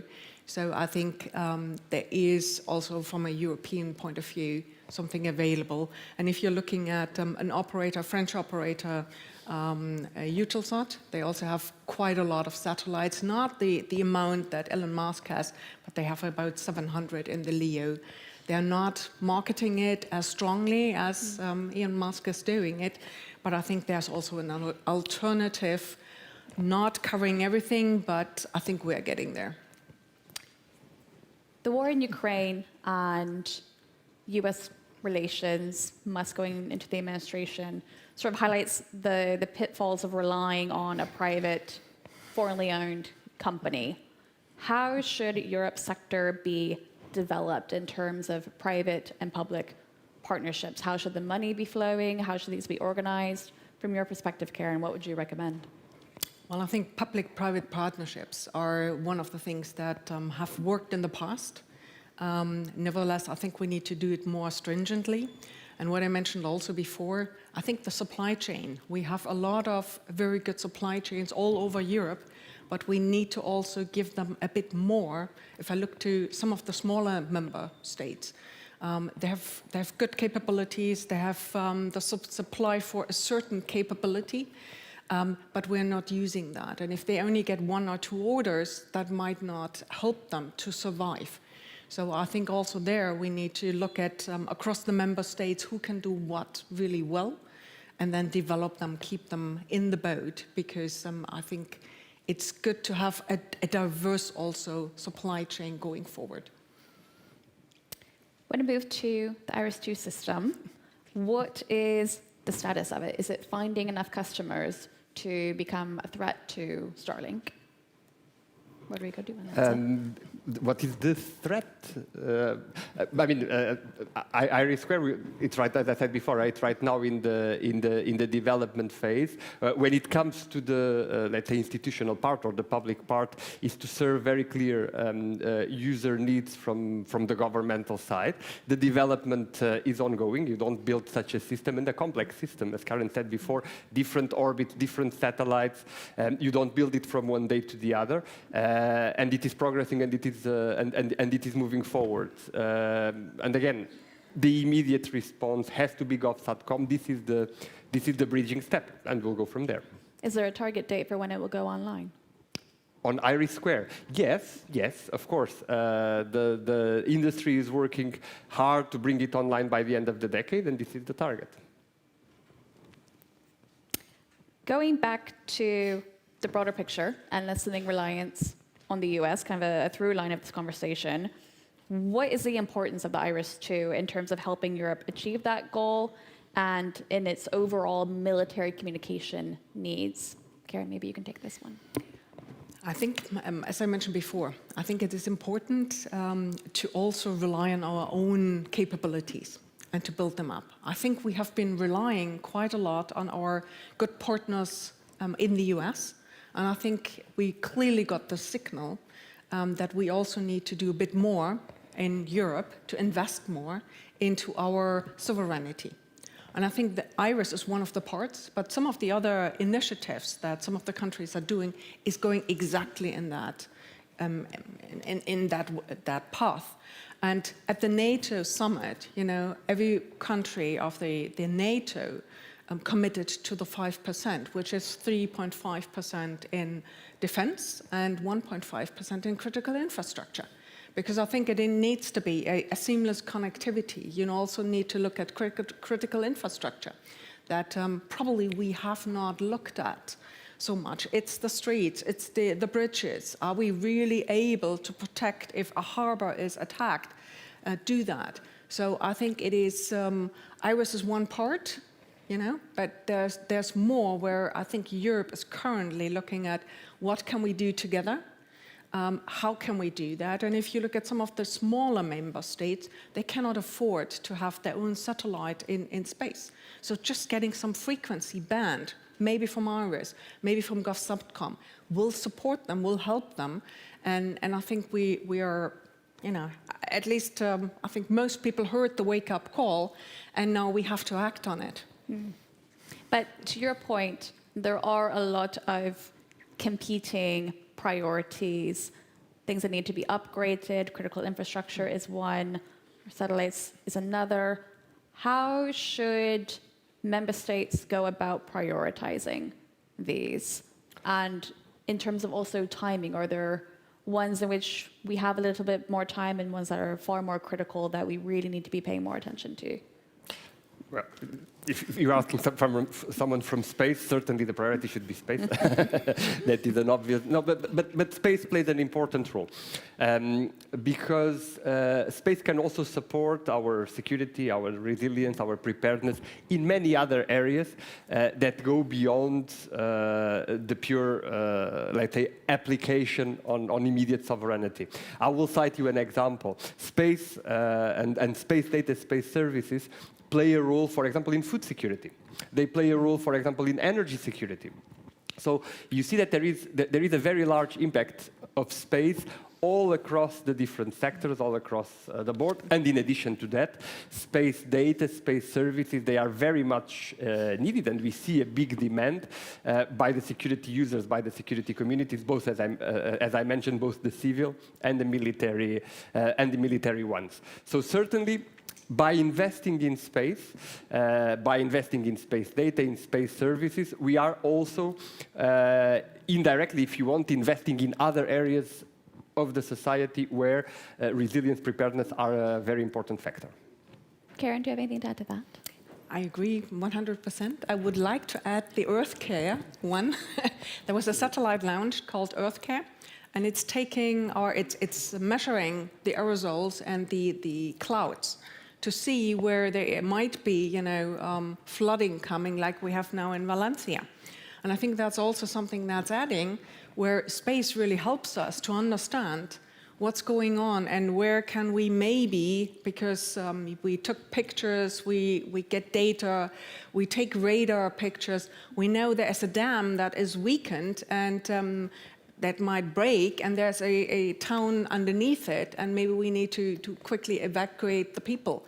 So I think space is one of the core parts. Nevertheless, I would also go into the infrastructure, because some of that, you know, what helps if there is a, you know, I know Spain is a little further off, but Germany is closer to it. If there's a tank coming and the bridge is breaking down, that also doesn't help.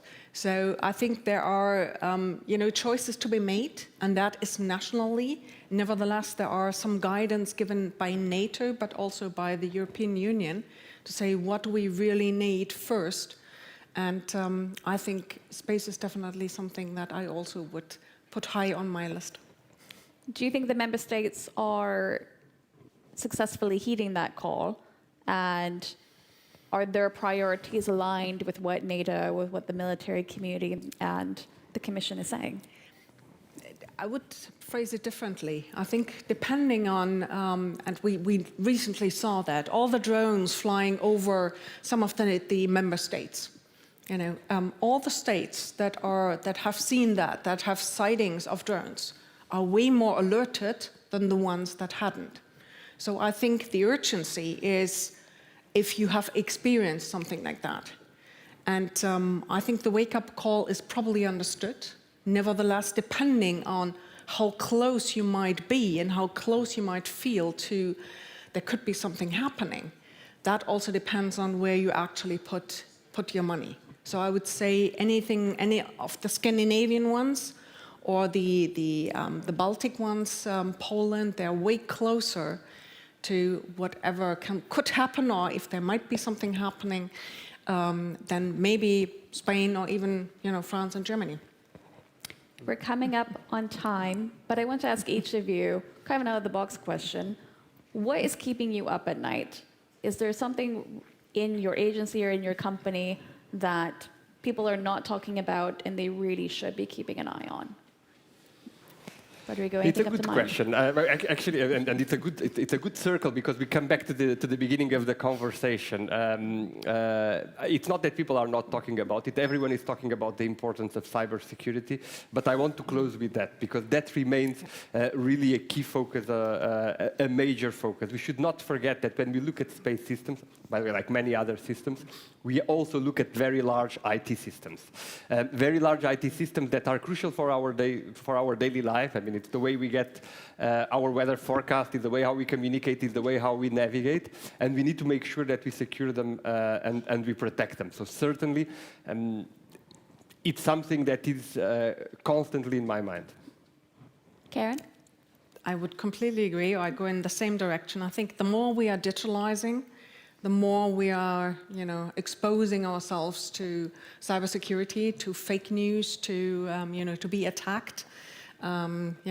So I think that is one of the core things that also in my company, very high on the agenda, because it can be physical, it can be electronically.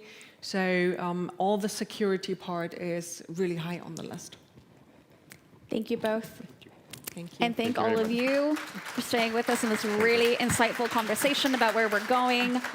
Up next, we have Central Banker Service reporter Ben Munster, and he's going to have our final discussion of the summit on building a next generation workforce. So if you all can stay seated, thank you. Thanks.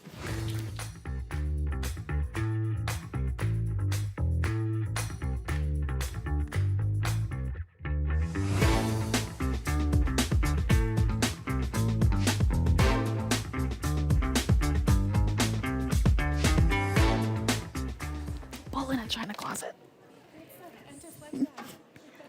Central banking reporter at Politico, and today we're here with Sonja van Lieshout, European President of the World Employment Confederation, and Nika Kerameus, the Labour and Social Security Minister for Greece. So this is about this broader sort of trade-off between AI and the sort of labour market that we're expecting to see in the next years, decades, centuries, as this radical new technology sort of like becomes more widely adopted.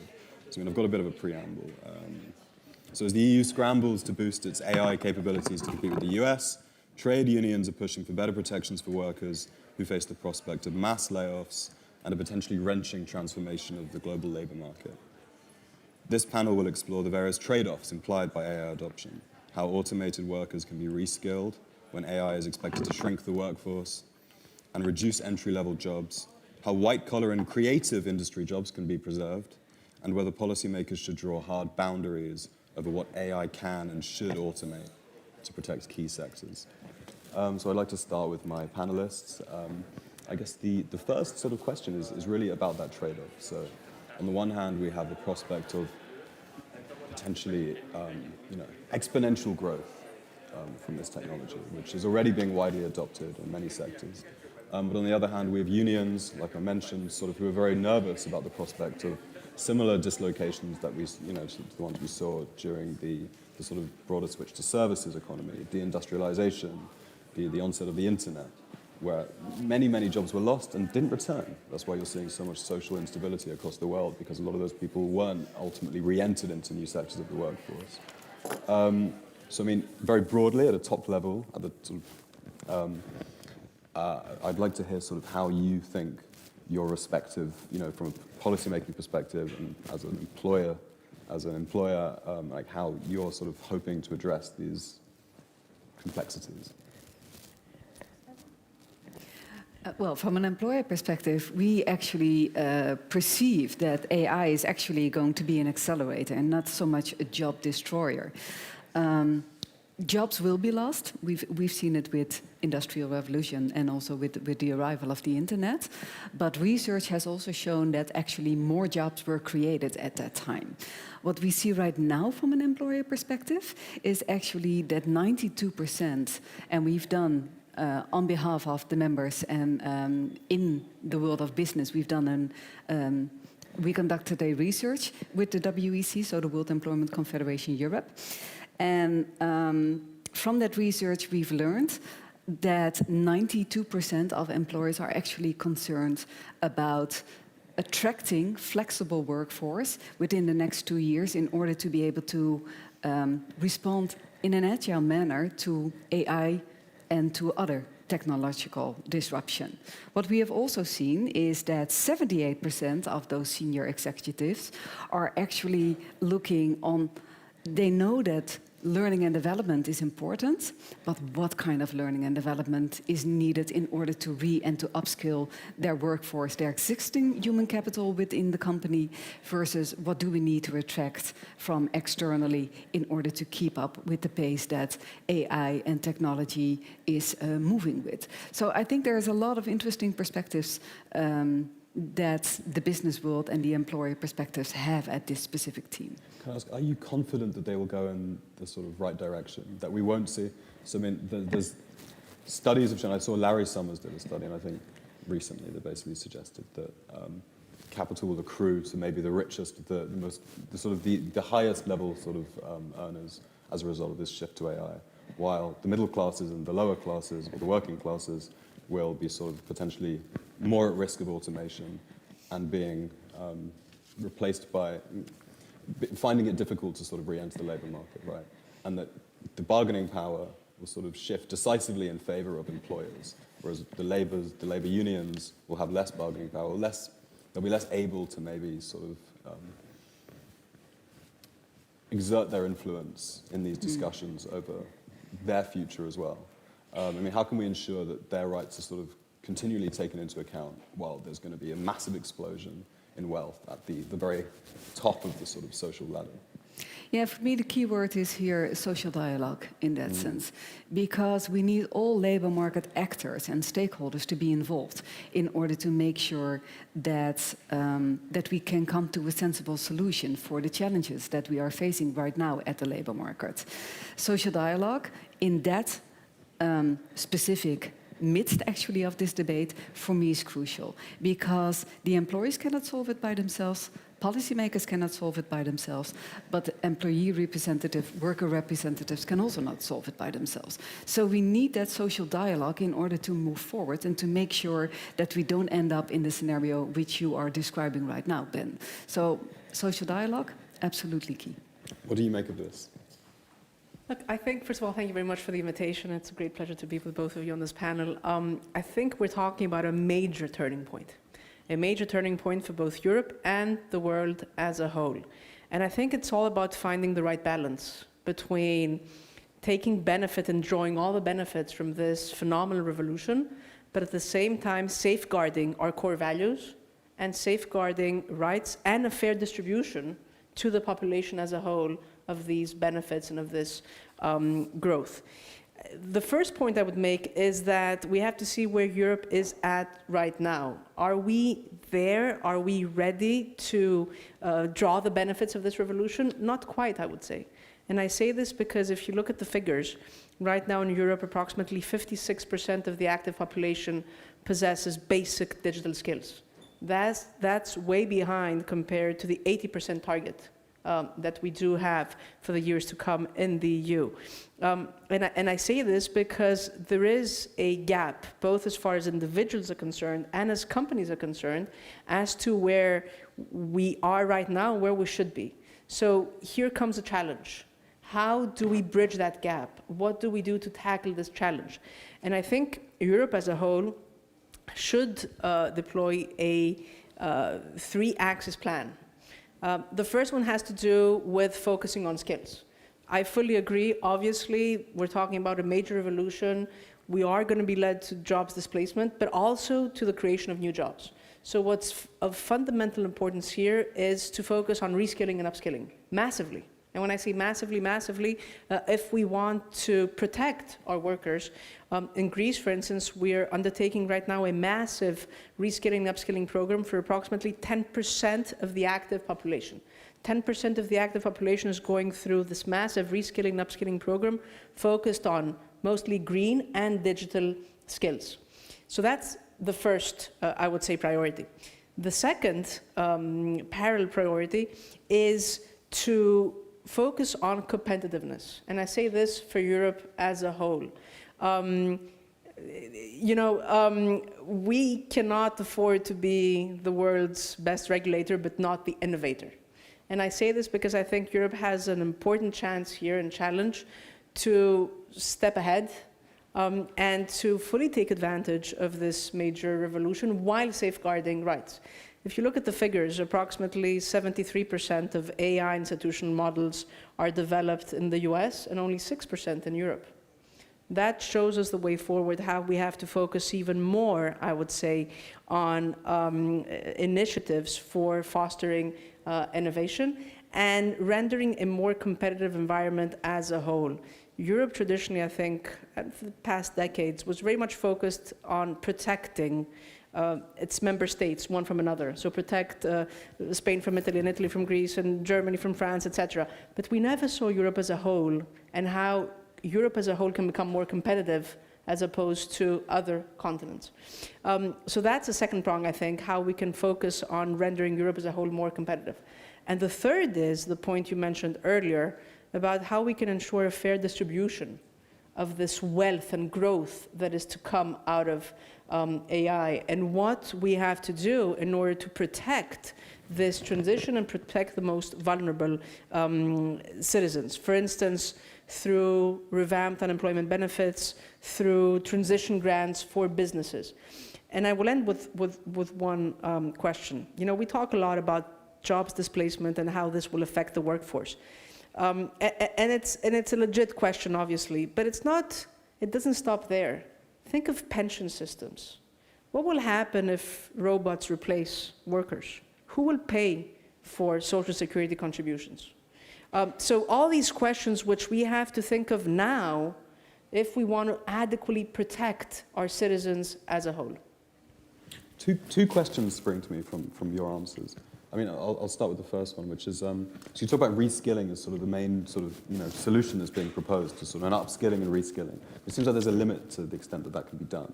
I mean, for instance, we're talking about, I think there are law firms already, I mean, broadly you're hearing about sort of lower entry-level jobs basically being completely disintermediated by the technology, right? So where people who might have started as a clerk at a law firm just never have that critical formative experience. And so what we're seeing is a dwindling labor market where there's actually fewer posts available. So I mean, there's only so many roles that can be taken by a reskilled sort of workforce, right? I mean, if we're seeing actually fewer and fewer jobs actually available because so many of them have been sort of made much more efficient through AI. And I mean, for instance, someone who is a copywriter, for instance, like how many of these people are going to be able to be retrained as sort of STEM-level computer scientists, for instance?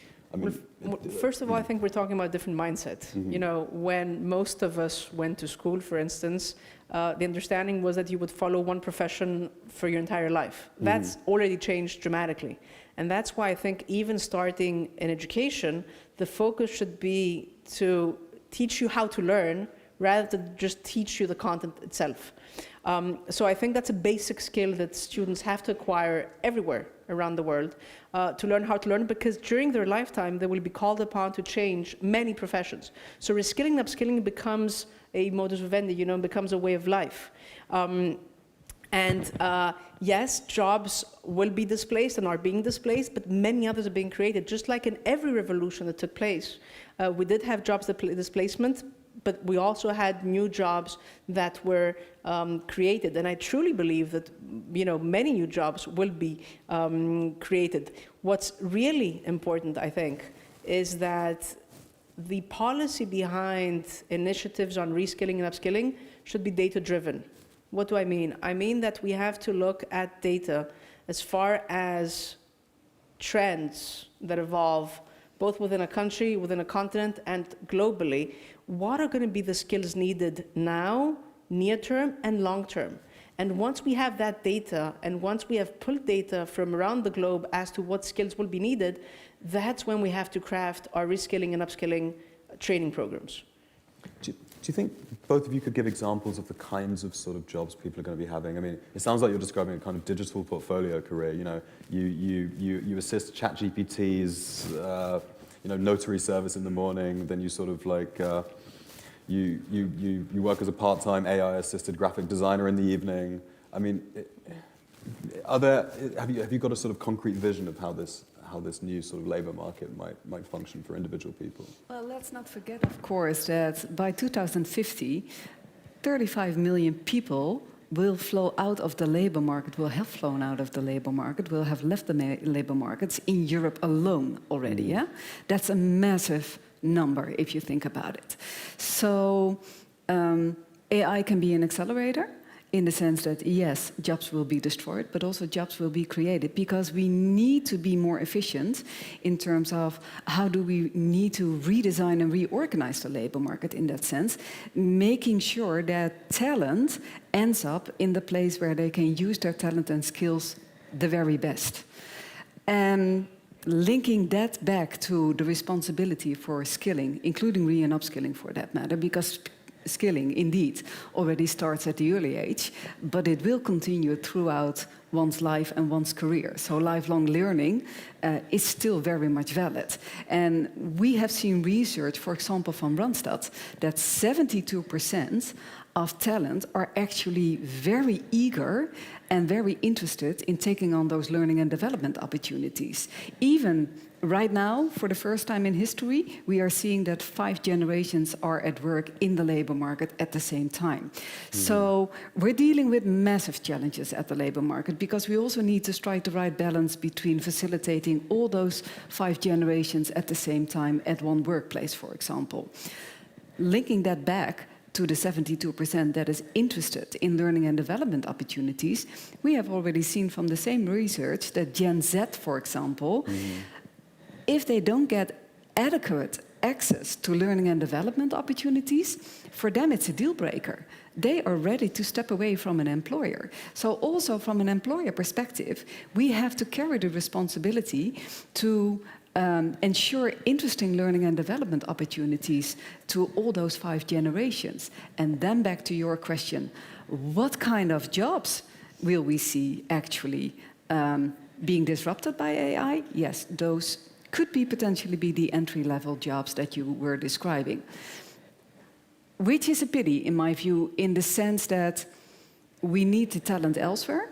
At the same time, those first, I mean, remember your first job. What did you learn there? It was the on-the-job experience that you learned. You learned to interact with human people. You learned to listen to your colleagues. You learned those critical thinking, those analytical skills, which we all know are now relevant for the point where we are at our careers right now, for example. So how do we take up that responsibility of ensuring that the young talents still are equipped with those essential skills in order to move up into the value chain to reach a different level of entry-level jobs? I think that's the main question that we are looking at. Let's say even more concretely, let's say I'm a journalist, for instance. Let's imagine that.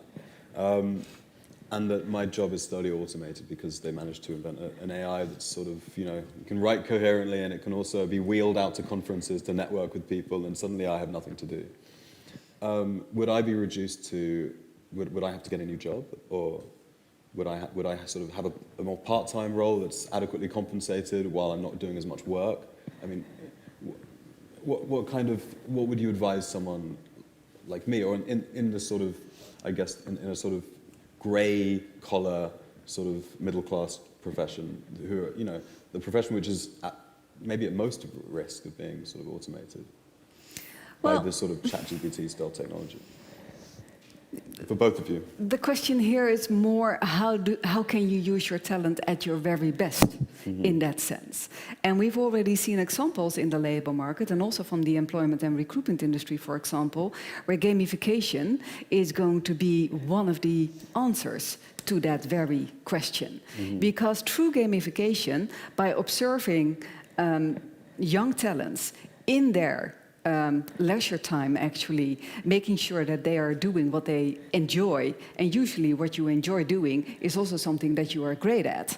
So through those gamification observations, we are able to monitor which talent, which skills and talents somebody possesses of, in order to then facilitate them to their next jobs, actually. So I think there's a whole world to be explored out there. AI, again, can be a facilitator, but we also need it in order to reorganize the labor market to be able to be as productive as we are right now, as well as in 2050. Thank you. Can I try and give an example? Yeah, please. Often there's a distinction drawn between professions that may be replaced by AI and others where the human factor is so present that it's really hard to imagine how it could be replaced by AI. Think of doctors and medical prognosis, and think of caretakers and nurses. So the first part for medical prognosis, yes, we may reach a point where AI prognosis may be so developed that you may rely on AI for medical prognosis. But when you're in pain, you want somebody next to you. You want to feel the human factor. So there's a typical example of how, yes, you may see AI penetrating, but at the same time, where the human factor is so strong and so, I would say, present, you will want that human factor. So this, in my opinion, is an example. Just like for your profession, for instance, for journalists, part of your job, as I've come to know it, is to talk to people, to get that information out of them, to try to understand what has led them to X, Y decision, etc. I'm not sure how an AI machine can do that. So in every job, I think there are certain human aspects that cannot be replaced and will not be replaced, in my opinion. But do we lose something by automating those things that you know, an AI can take care of? For instance, with, you know, if the AI gives the diagnosis, then the doctor's going to become less capable of giving the diagnosis themselves, right? I mean, No, because you have to feed the system, right? The system has to be systematically fed, based also on research, etc. So you need somebody to feed the system in an intelligent way.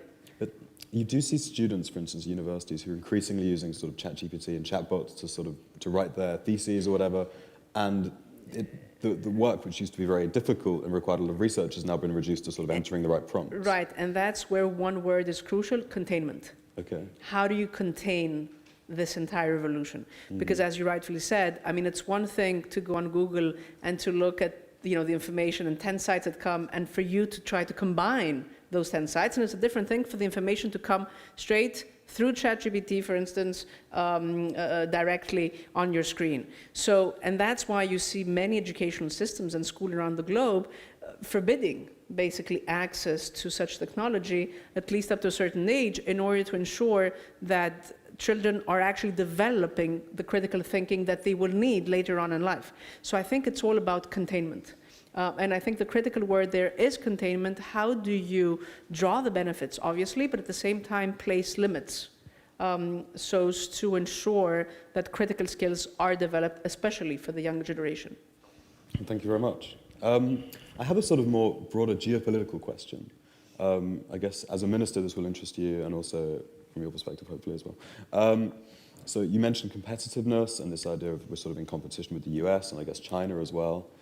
How can we be sure that it's a good idea to concede a lot of power to these sort of to a technology, to an industry that is largely dominated by sort of Silicon Valley, right? When we're already sort of trying to sort of de-risk from the US to a certain extent, or at least create our own industries to compete with them more effectively. How can we be sure, when they've already sort of entrenched themselves as sort of a, almost a monopoly on AI, we have DeepMind in the UK or whatever, but it's mostly still based in the US.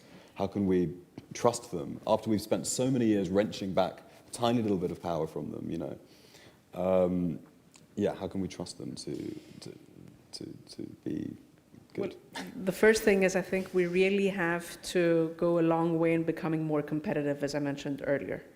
I think we have to do a huge mentality shift and to move away from a concept where we were focused on protecting each member state individually, which is of course an important factor, but of thinking bigger picture, and bigger picture being how can Europe as a whole become more competitive. Think of the following.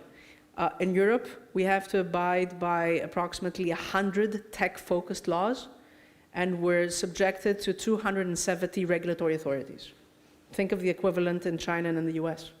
That alone speaks volumes, I think, about how we can try to become more competitive and to view Europe as a whole, how we can lift barriers so as to become more competitive. This is a major opportunity. And this goes along what the Draghi report has said as well. But if we don't focus on this now, when I say now, I mean, now in the next 2 years or so, it may be too late afterwards.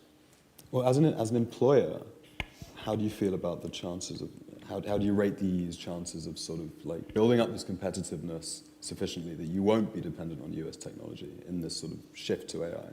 Do you feel like they're making progress, or is it the usual sort of indecision? No, I think progress is there, but I agree with the minister that the regulatory burden is a real thing. And yes, ethical behavior with regards to AI is a very good thing. Our own industry, for example, has adopted AI guidelines to ensure that, that we can move forward at pace with a moral behavior when it comes to the uses of AI. At the same time, the regulatory framework shouldn't be a barrier, shouldn't become a barrier in order to make progress in that sense. And I think it's a good thing to every now and then review if that regulatory burden is a reality, if it's hampering economic growth in that sense. And right now, to the minister's point, I think there's a lot of evidence that that there are some challenges with that regulatory framework in Europe compared to China or US for that matter. So yeah. Are you both involved in, maybe, I think we have very little time left, so I'll ask for like sort of just brief answers. Are you both involved in any high-level discussions over the labour issue, like specifically? So I mean at the council level and at the sort of, I guess, with unions and with governments. I'll just if you can be brief, sorry. Yes, indeed. Both at the national level and at the EU level. For instance, in Brussels, every now and then at the Council of Ministers, we have discussions about how AI will affect the labour force and what member states should be doing in order to address the challenges ahead of time, such as massive reskilling and upskilling programs, many of which are done on the basis of EU funding. For instance, this massive program I talked about earlier, pursuant to which we have 10% of the active Greek population being reskilled and upskilled, is being done through RRF funding. Thank you. And our industry the same, actually. So the World Employment Confederation Europe is very much involved on the European level with all those stakeholder dialogues. When it comes to sectoral social dialogue, we meet with Unie Europa, for example, but also, of course, very much we are involved in public consultation with the European Commission on the quality jobs roadmap, on the AI in employment upcoming regulatory initiatives. So yeah, definitely yes from our side. What are the biggest bottlenecks, if you can answer in sort of 10, 15 seconds each? The biggest sort of disagreements emerging from these discussions that you just sort of referred to? If there's any sort of, who's pushing back? Who's most resistant to these changes? I guess at the council level. Right. I would put it in one phrase: too much regulation, less innovation.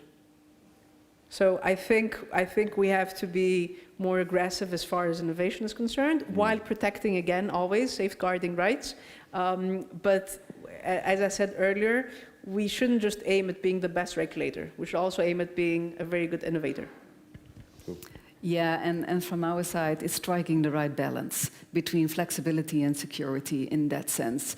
And on how to do that, again, you need all stakeholders to be involved in that dialogue. So, yeah. It might take a while, I guess. Cool. Well, thank you very much, both of you. Thank you. And now Lorenz will come on stage to give some takeaways. So stay seated.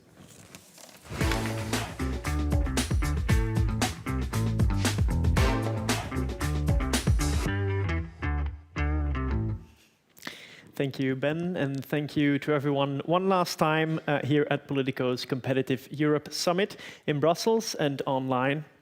I'm Laurens Cyrillus, I'm cybersecurity editor and deputy tech editor at Politico Europe.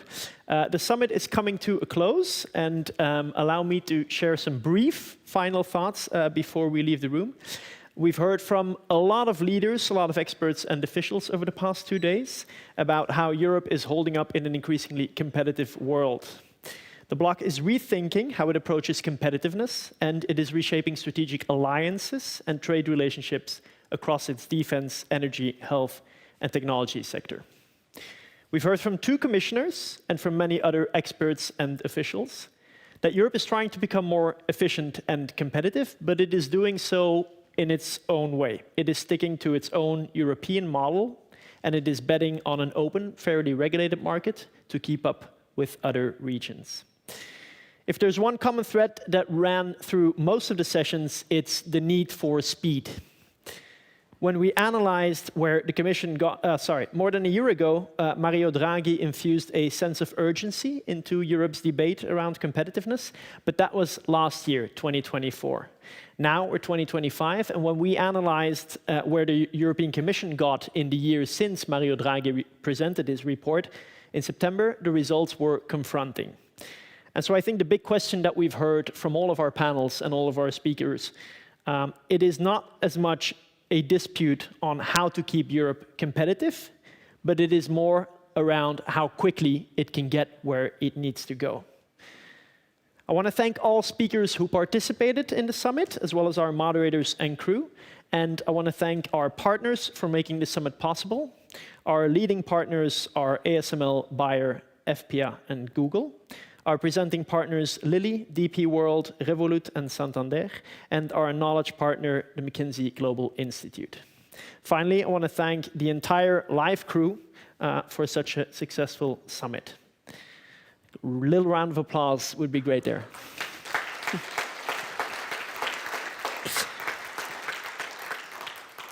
We've got more upcoming events this year, next year. Feel free to register on Politico's live event website. And by far the most fun part of closing a summit is that I can welcome you all to our happy hour reception, which is taking place outside in the networking space until 5:30. We hope to see you there, and thank you so much for participating.